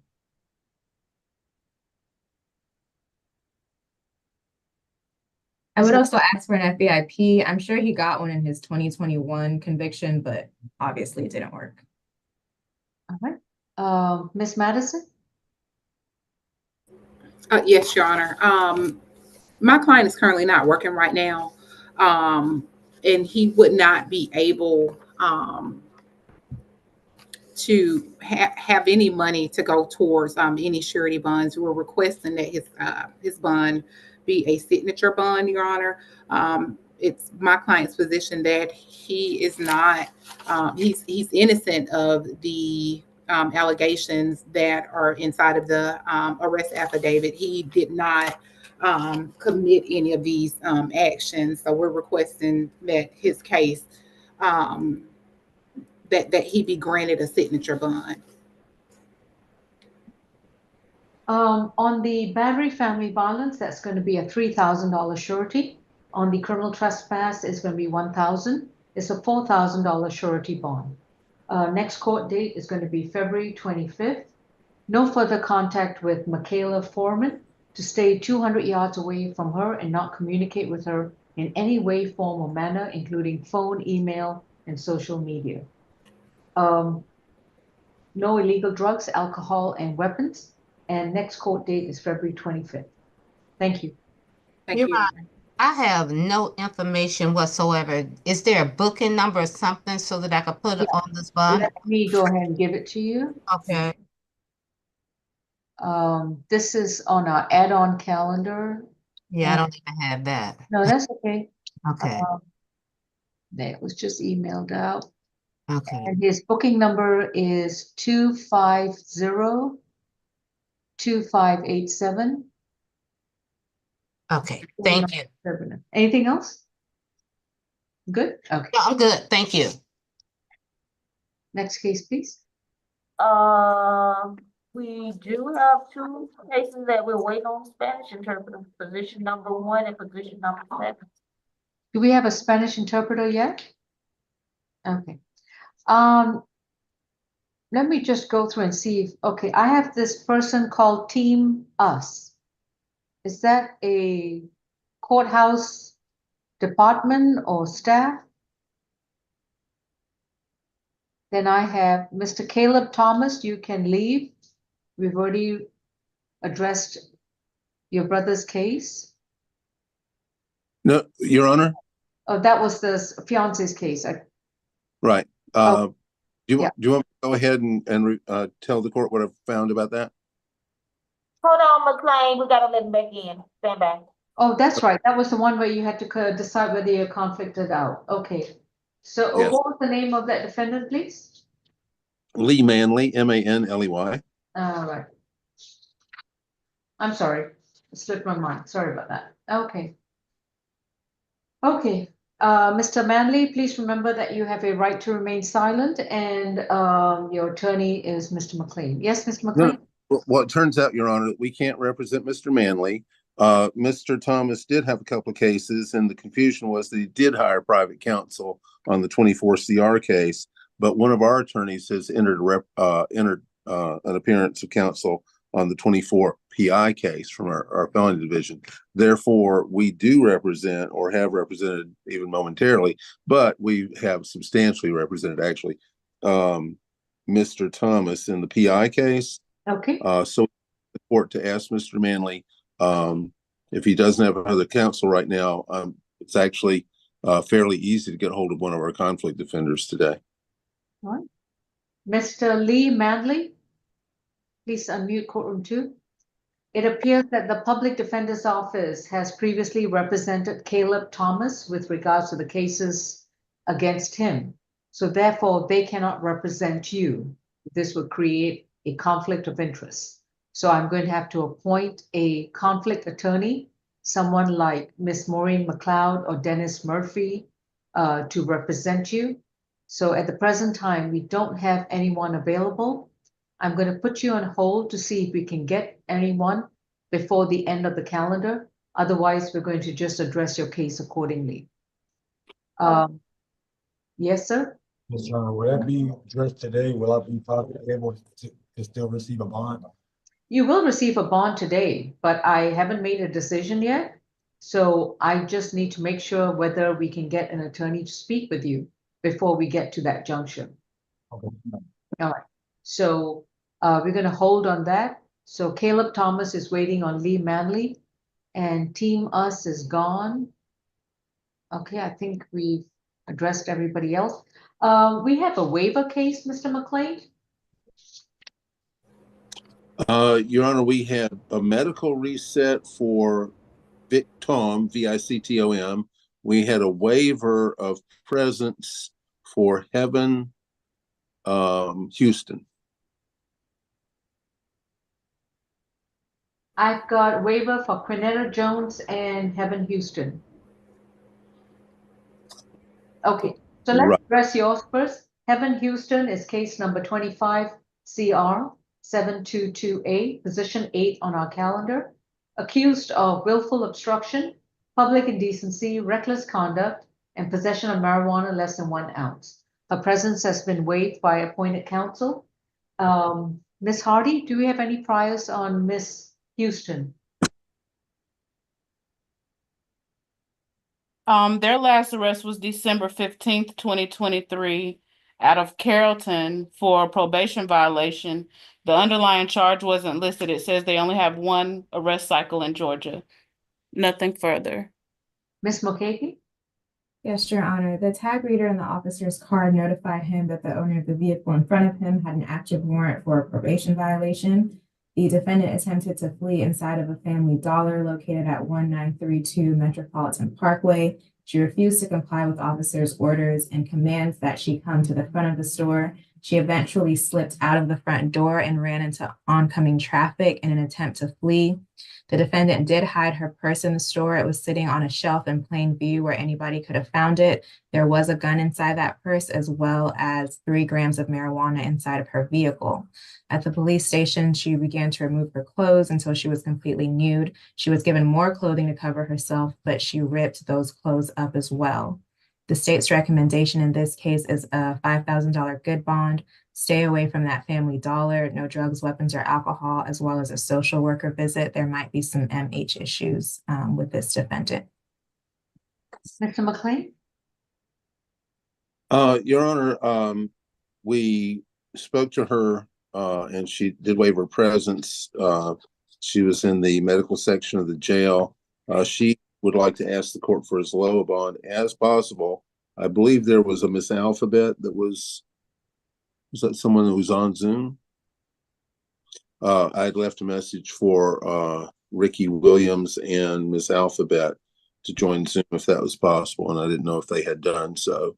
You know, under the circumstances, given the low number of priors, I think the family does need to, and certainly we will. Pardon me, sir. I'm here. I'm here. Not trying to cut you off, sir. I'm here. Very good. Who's that? This is Mr. Williams, sir. Okay. Could we hear from Mr. Williams, Your Honor, to see if Sure. if this involves substantial mental health testimony? Why don't we go off screen or go into a breakout room? All right. Mr. Williams? Yes, ma'am. Let me fix my lighting for you. Oh, let me fix my lighting. Oh, here I go. Hello? We need your video on, sir. Oh, yeah. Hold on, ma'am. It didn't come off. Yes, ma'am. There we go. Okay, are we off stream or?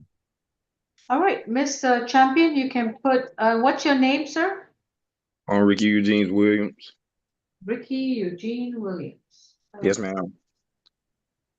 All right, Miss Champion, if you could place Mr. McLean, Miss Mokeke, myself, and Mr. Williams in a breakout along with Miss Bridgewater, please. Yes, Your Honor.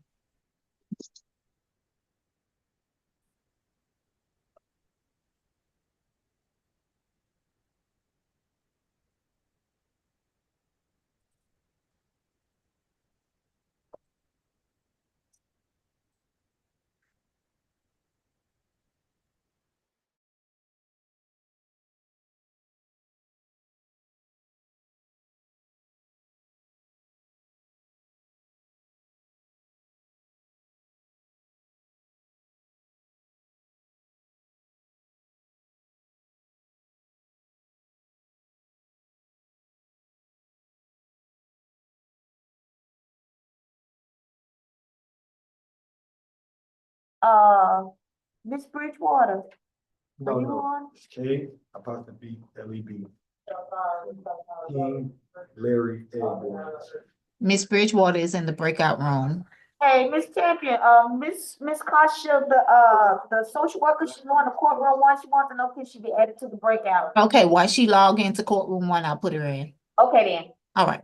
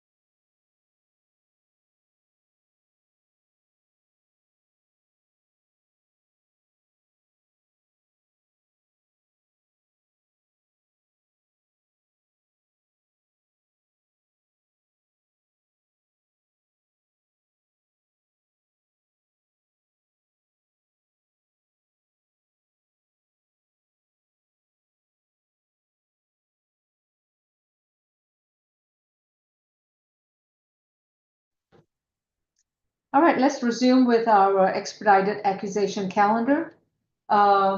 Miss Madison, you Yes, Your had a waiver for Quinetta Jones. Yes, Your Honor, I believe that's going to be a waiver for her presence. All right, are there any issues that require a breakout, or are we good to proceed in main session? Your Honor, I'm not entirely clear regarding that. I don't have any contact information for any family members that she may have, but I do believe is a mental health issue here. Okay. Quinetta Jones is cases 25 CR 725B and 25 CR 726B. In both cases, her appearances are waived. She's accused of simple battery and disorderly conduct under 25 CR 725B, and the other case is accused of criminal trespass. The first case appears to be from February 1st, 2025, and the second one from February 10th, 2025. Any priors, Ms. Jones, Ms. Hardy? The last arrest was November 6, 2024 out of MARTA for simple battery. That case is open under 24 CR 003170B. They have 24 arrest cycles in Georgia. Misdemeanor conviction in 2024 for criminal trespass, 2022 possession and use of drug-related objects, 2023 criminal trespass. Nothing further to report. Ms. Mulcahy? There she is.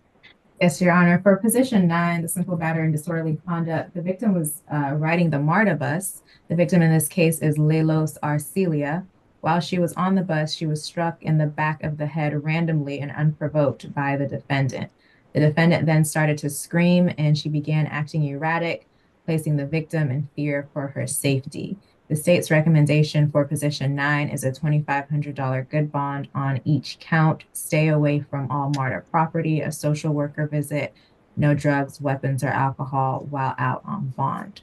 For position 10, the criminal trespass, the defendant was found at the Peachtree Center MARTA station. She does have a permanent ban from MARTA that was issued on September 21st, 2023. Currently has a $600 good bond for that. We would just ask that that bond remain the same. She stay away from MARTA, again, a social worker visit, no drugs, weapons, or alcohol while out on bond.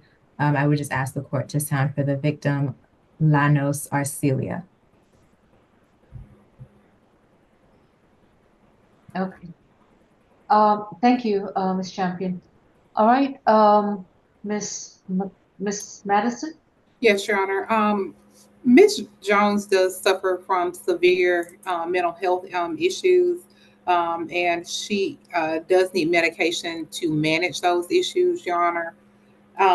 We're hoping Your Honor would consider a signature bond for her case. She is not currently working, so if the bond that said is not a signature bond, she would not have any way to actually get out of jail and essentially assist with the defense for her case.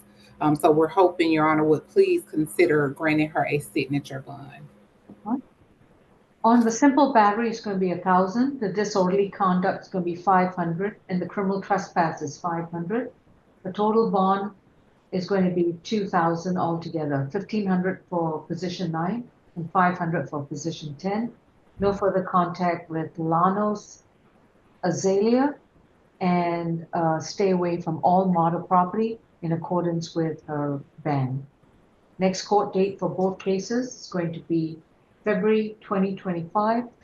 I don't see any other open cases. It looks like the other cases may have been probation matters. Yeah, so the only thing I have right now are these 2 new cases against him. Thank you. Thank you, Your Honor. Ms. McLeod, thank you for being here. We have a defendant, Mr. Lee Manley. Yes, I spoke with Mr. Manley just now. Okay, and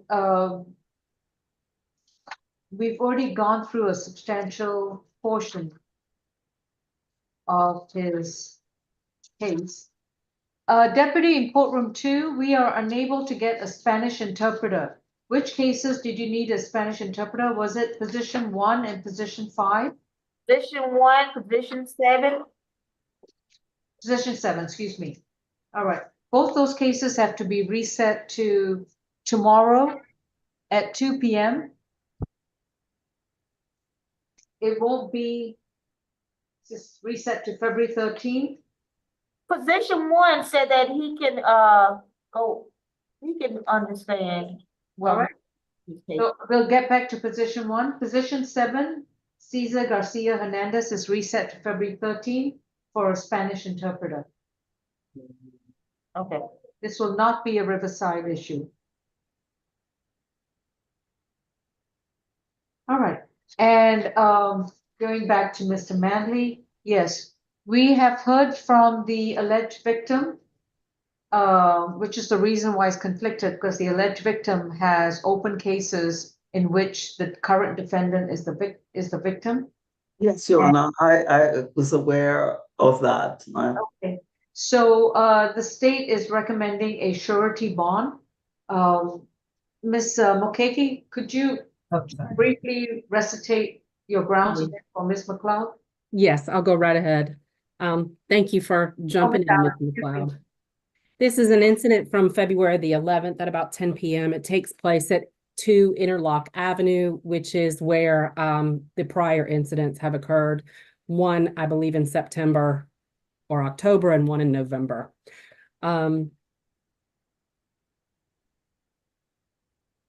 Police were dispatched regarding a dispute with injuries on scene. They met with Mr. Thomas, the victim in this case, the defendant in other cases. He reported that his live-in boyfriend assaulted him as he was trying to leave the location to go hang out with friends.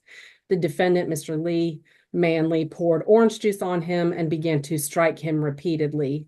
He reported that he had no injuries, but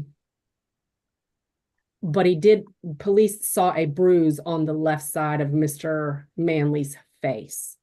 Mr. Manley has a 2009 simple assault out of North Carolina, many arrests and NOLO pleas to driving without a license. When we spoke to the victim today, he reported that he and the defendant are in a relationship, that the defendant comes and goes from the residence. We heard when he let the court know that that's because the most recent order from 2024 in Superior Court 24 PI 008702 says they're allowed to have no violent contact. They are not allowed to cohabitate. That is a felony criminal damage to property and battery case. Mr.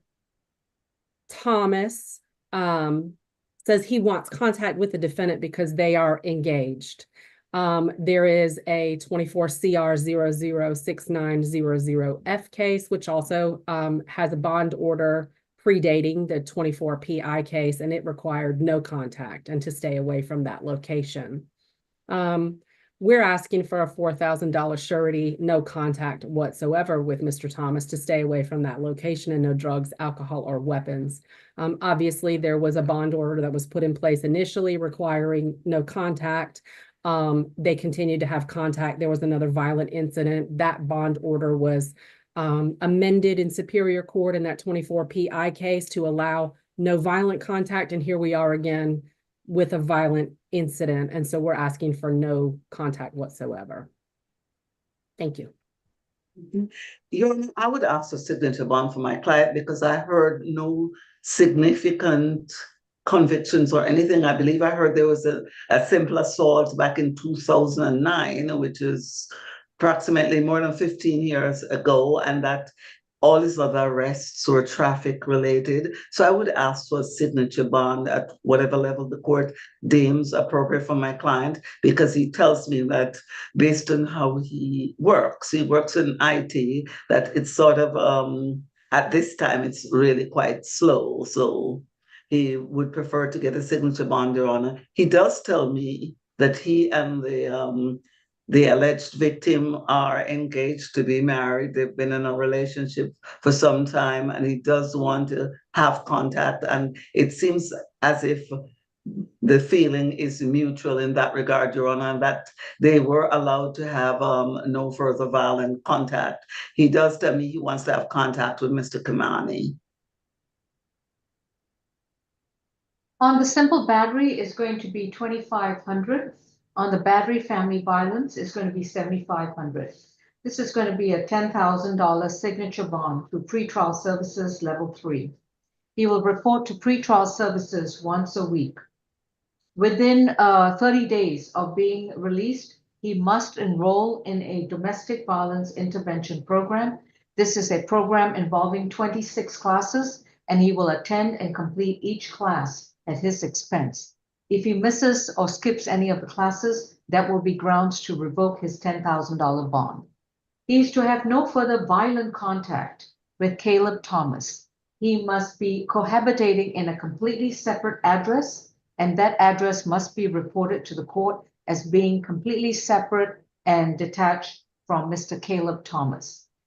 If there are any future incidences involving violence, whether from Mr. Thomas or from Mr. Manley, this $10,000 bond will be revoked and amended to either a cash bond or no bond status. No illegal drugs, no alcohol, no weapons, and no firearms. And Mr. Manley will be subject to random screens. Thank you, Your Honor. All right. Mr. Manley, I'm very serious. If you don't comply with these conditions, you could end up being in jail on a very expensive bond or no bond at all. And I'm not sure what's going to happen with Mr. Thomas if there is an allegation of no violent contact, whether his bond is going to be revoked. So he might want to skedaddle to his attorney as well. Thank you. There's nothing to. What are you, is that a question about your bond, Mr. Manley? I just want to thank the judge just to let her know that we're going to do what we can to get professional help, and then to, all the resources we need to, to. Okay. That's That'd good. be a good idea. But still attend your classes. That's a requirement of bond. Thank you. All right, Mr. McLeod, thank you for coming to his rescue. You're welcome, Your Honor.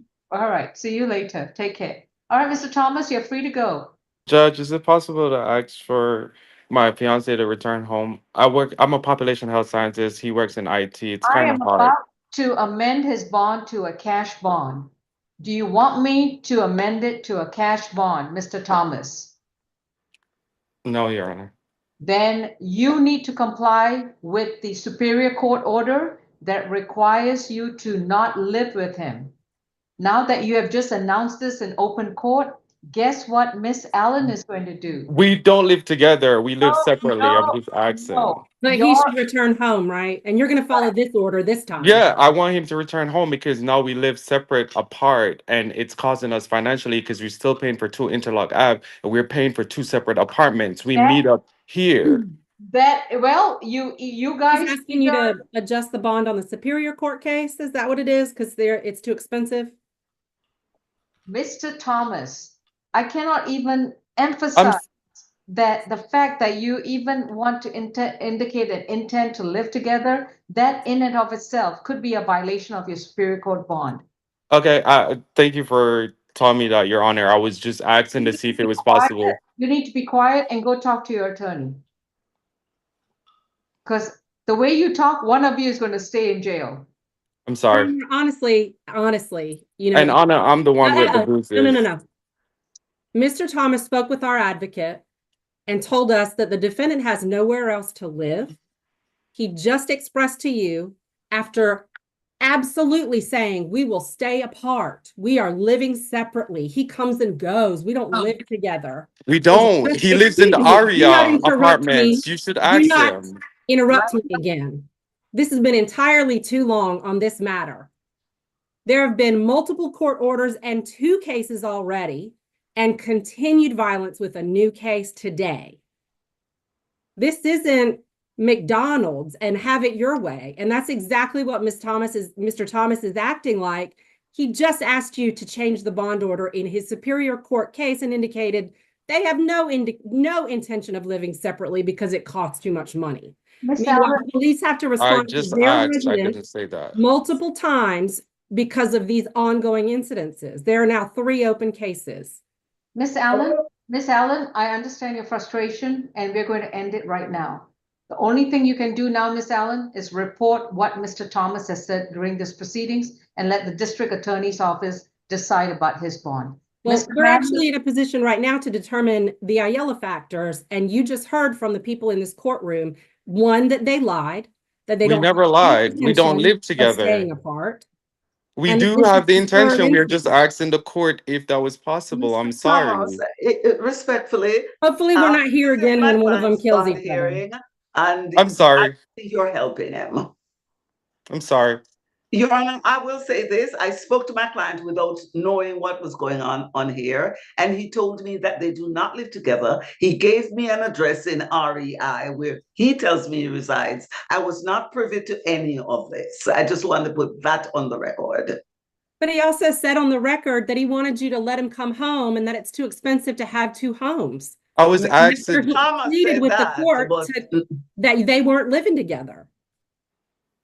It's an absolute maybe lie. I gathered from what he said is that they're not living together, and he would like them to be able It's to a live lie. together. It's a lie. Thank I you. don't know. Miss Allen, you have the option of reporting this matter to the district attorney's office, and they can do what they want with Mr. It Thomas. has already been reported. They know that these Okay. folks are continuing to have contact and that there's another case. Thank There's you. a safety issue here. If these guys don't care about their safety, we should at least care about the safety of the public or the officers who have to constantly respond. All right, and Ms. McLeod, you've done your part for Mr. Manley, who's got a signature bond, and he knows what his bond requirements are. Hopefully, he'll honor it. Thank you very much. We're done with Mr. Manley. Mr. Thomas, I told you at the beginning of this proceeding, when you appear in a civil court, in a court proceeding, you take that damn hat off. I'm sorry, Your Honor. No, don't say anything else. Don't say anything else. You don't know how to protect your interests and the interests of your partner. So I recommend you shut up and leave the Zoom now. Thank you. All right, courtroom 2. Who would like to address next? Number 1, Mr. Barco. And Rodriguez Barco is accused of theft by receiving stolen property from February 10th, 2025 in case number 25 CR 700C. Please unmute courtroom 2. Mr. Barco, my name is Judge Law. Do you understand what I just said? Yes, ma'am, I do. What's the charge against you? Theft by receiving. And you understand that you have a right to remain silent. Anything you say in open court, your statements can and will be used against you. Did you understand that right? I do not. You have a right to an attorney. If you cannot afford one, one will be appointed to represent you. Do you understand that right? Yes or no? Yes, ma'am. All right. Your attorney is Mr. Michael McLean. Have you spoken to your attorney, Mr. McLean? Yes, I have. Mr. McLean, have there been a language barrier with regards to you and Mr. Barco? No, Your Honor, his English is excellent. All right, perfect. Ms. Hardy, any priors on Mr. Barco? The last arrest was January 27th, 2025, out of Roswell for driving without a license. They have 9 arrest cycles, arrests out of Georgia, California, and Minnesota. Nothing further to report. Ms. Mokeke? Yes, Your Honor. Officers arrived to the address around Wood Creek Drive, 78 Wood Creek Drive in Roswell in response to a stolen vehicle out of Virginia that was possibly in front of the building. Officers found the vehicle in question with no one inside or around it. They ran the tag and the vehicle was listed as stolen. After confirming the vehicle was in fact stolen, they called a towing company to impound it. And the defendant proceeded to come outside and stated the vehicle was his. He had bought it from an individual named Diego in November, and that Diego had told him that the vehicle was stolen about 2 days ago. Officers reached out to detectives in Virginia who stated that their information states that Diego did lend the vehicle to the defendant for a few days while the defendant did not have a vehicle, and then he proceeded to report the vehicle as stolen. Officers arrested the defendant due to the fact that he was in possession of a stolen vehicle, and he did tell the officers that he knew the vehicle was stolen because Diego had informed him 2 days ago. The state's recommendation for this defendant is a signature bond, no drug, weapons, or alcohol while out on bond, and no contact with the individual Diego Sajpun, Sajpun. Mr. McLean, is going to be a $1,500 signature bond through the jail. No objection. And, well, do not drive any stolen cars. Thank you. Thank you, ma'am. Oh, and do not drive unless you have a valid license, adequate insurance, and proper registration. Next court date will be sent to your Wood Creek Drive location. If you change your address, let us know. Thank you. So much, ma'am. God bless you. All right, here we go. Yo. Any other cases in courtroom 2? Did they decide on what they're gonna do with Mr. Jones? Jamison Jones? All right, let me check and see if that has been accused.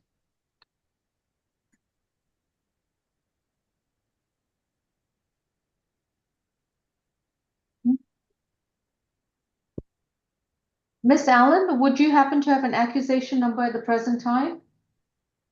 Let me see. I did file an accusation, Your Honor. I filed 3 counts and have prepared the case. May we have a booking number, please?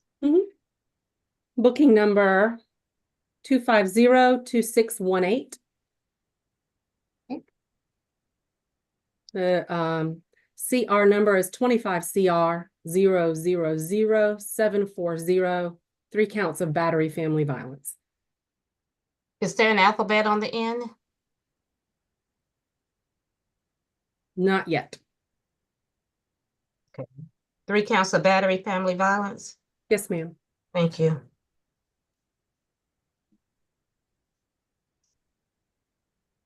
Ms. Champion, do you see that case being docketed at the present time? I'm checking right now, Your Honor. All right. Oops.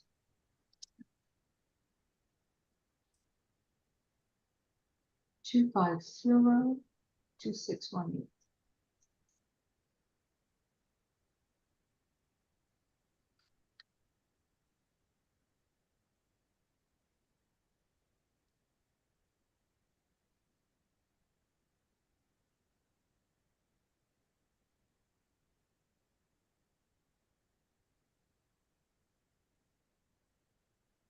All right, Mr. Jones, while we are waiting to address your case, we're still waiting for the complete accusation number, and we'll be with you very shortly.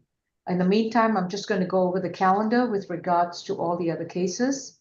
Position number 1 was a $1,500 signature bond through the jail for the notice. Position number 2 is going to be a $2,000 surety bond and reset to February 25th. Position 3 is a $1,000 surety bond, reset to February 25th. Position 4, Bobby Brown, is a $1,000 surety bond, reset February 25th. 5, Copeland's a $2,000 signature bond through pretrial level 1 for the notice. 6, Gaither is a $2,000 signature bond through pretrial level 1 for the notice. 7, Garcia is reset to February 13th at 2 p.m.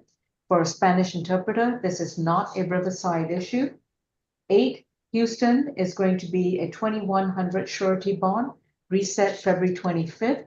And Mr. McLean, y'all can advise us on whether it needs to be 11 a.m. calendar or 9 a.m. calendar. Position 9 is a $1,500 surety bond, and position 10 is a $500 surety bond. Both cases are reset February 25th.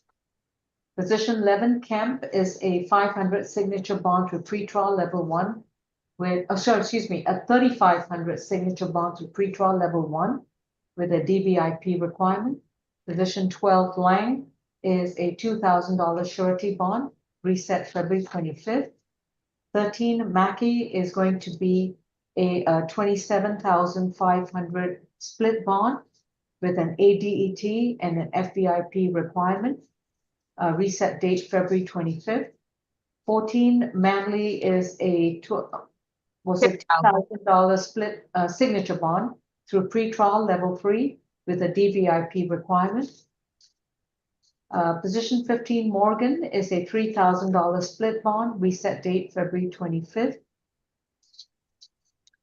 16 is a $3,000 surety bond, reset date February 25th. Position 17 Murray is a $3,000 split bond, reset date February 25th. 18 Oliver is a $5,000 signature bond for pretrial level 2, 12 anger management classes and random screens. Further notice. 19 Scott is a $1,500 surety bond, reset date February 25th. Position 20 Smith is a $1,500 surety bond, reset date February 25th. Position 21 Allison Victim. What are we doing in that case? Reset. Medical reset? Yes. All right, so this is a medical reset to February 13th at 2 p.m. Mondravius Jones is a $4,000 surety bond, reset date February 25th. Your Honor, I understand there are 3 charges for Mr. Mondravius Jones. Jameson Jones, okay. Well, there's 1 warrant, but the state is going to accuse 3 separate battery family violence charges. Okay. Okay, so they're holding on that. Okay. All right. I see a CR number. In case manager, it says it's assigned to Judge Besson. Okay, thank you. All right. So this is 25 CR 000740. I don't know what it was. I can't remember. What's the designation for Judge Besson? It's going to be J, Your Honor. J, okay. And this is State versus Jameson Jamar Jones, formally accused of 3 counts of battery family violence stemming from a February 11th, 2025 incident from Daytona Drive in Southwest Atlanta, allegedly involving a Miss Kellis. Mr. Jamison Jones, this is the formal case and the charges have been brought against you. You have been advised of your right to remain silent, and your appointed counsel at the present time is going to be Mr. McLean or Miss Madison? I'm representing him, Your Honor. All right. Miss Madison. All right. Miss Hardy, would you happen to have his GCIC at the present time? Yes. His last arrest was August 7th, 2016, out of Turner County for driving while license suspended or revoked. He has 3 arrest cycles in Georgia. Nothing further to report. Ms. Allen? Thank you. The victim in this case is Kellis Bond. She is a young, in her 20s, maybe 23 years old. She is the stepchild of the defendant. She's also on Zoom. I believe she is in our office where she came and met with a victim advocate today. This is an incident from the 11th of February at about 6:35 p.m. Police were called to the location in response to a physical altercation. There on the scene, officers met with the victim, the defendant, brother, so another child of the defendant, and spoke with his wife, the mother of the victim in this case. The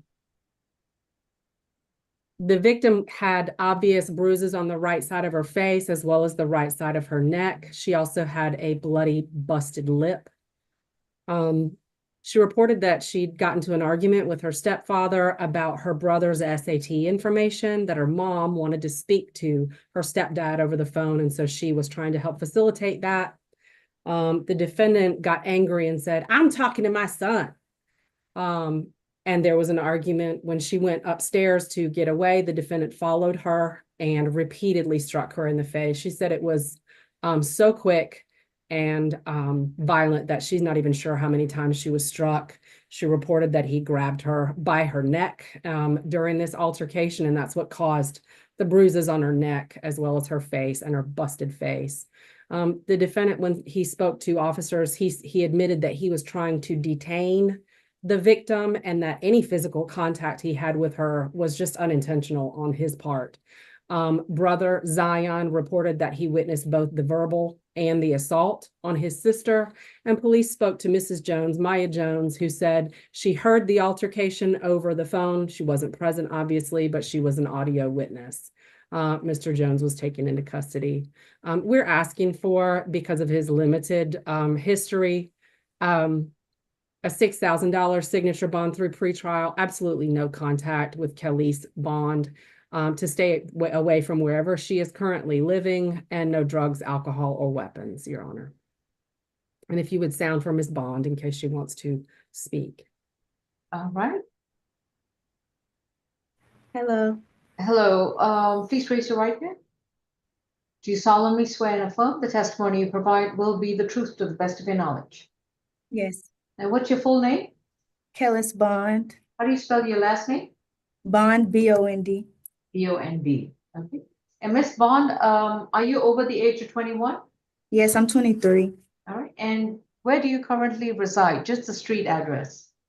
180 Daytona Drive. You reside with your parents? Yes.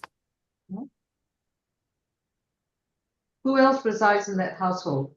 My mom, my stepfather, and my brother. All right. What would you like to tell us? This is not the first time this has happened, so I don't want him to get out of jail. This is it. I feel like it only went far because my mother was not present. Him saying that it wasn't unintentional is obviously not the truth, as you can see my face. He also made the comment saying he would kill me as he continued to choke me, and my brother was trying to get him off of me. He also fled the scene once he got done. And once he got done choking me, he yanked me by my hair and told me to get the fuck out of his house and pushed me outside, and I had to go across the street to call my mom and the police. So it just should be no reason why he should be able to get a bond. He's not only just hit me, but my brother and my mom as well. He has a history of doing this and acting out simply because of the fact that he doesn't like to feel disrespected because he's the leader of the house. Is this your biological father? No, ma'am. How long have you known him? Since 2001. That's quite a long time. Yes. Okay. Anything else, Miss Allen? How old is your brother who was present? 17. 17? Yes, ma'am. Was your family the victims in the simple battery from 2003 that was dismissed? I'm not quite sure. I was a little girl. Yeah. Okay. Thank you. All right, Miss Madison? Yes, Your Honor. We certainly would not object to the $6,000 signature bond for this case. Just to provide some background about my client, he's informed me the 3 arrests that were previously mentioned were actually child support cases, and that he doesn't have any violent history. He's currently working at Cherokee Parks and Recs. He's been working there for about a year. But I don't think it's disputed that the incident where this happened, this is actually, his home. But he does have a different home that he can go and live. He has the option of going to live with his sister if Your Honor would put inside of his bond order that he could no longer visit the incident location. I reached out to one of his sisters. She's provided me with the address of 7637 Stone Creek Drive of Douglasville, Georgia, zip code 30134, where he could reside while this case is pending. All right. Each count is going to be $2,000, so that's a total of a $6,000 signature bond through pretrial services, level 2. No further contact with Kellis Bond. No further contact with Zion Jones. No violent contact with Maya, I think it's Jones. Maya, yeah, okay, Maya Jones, no violent contact.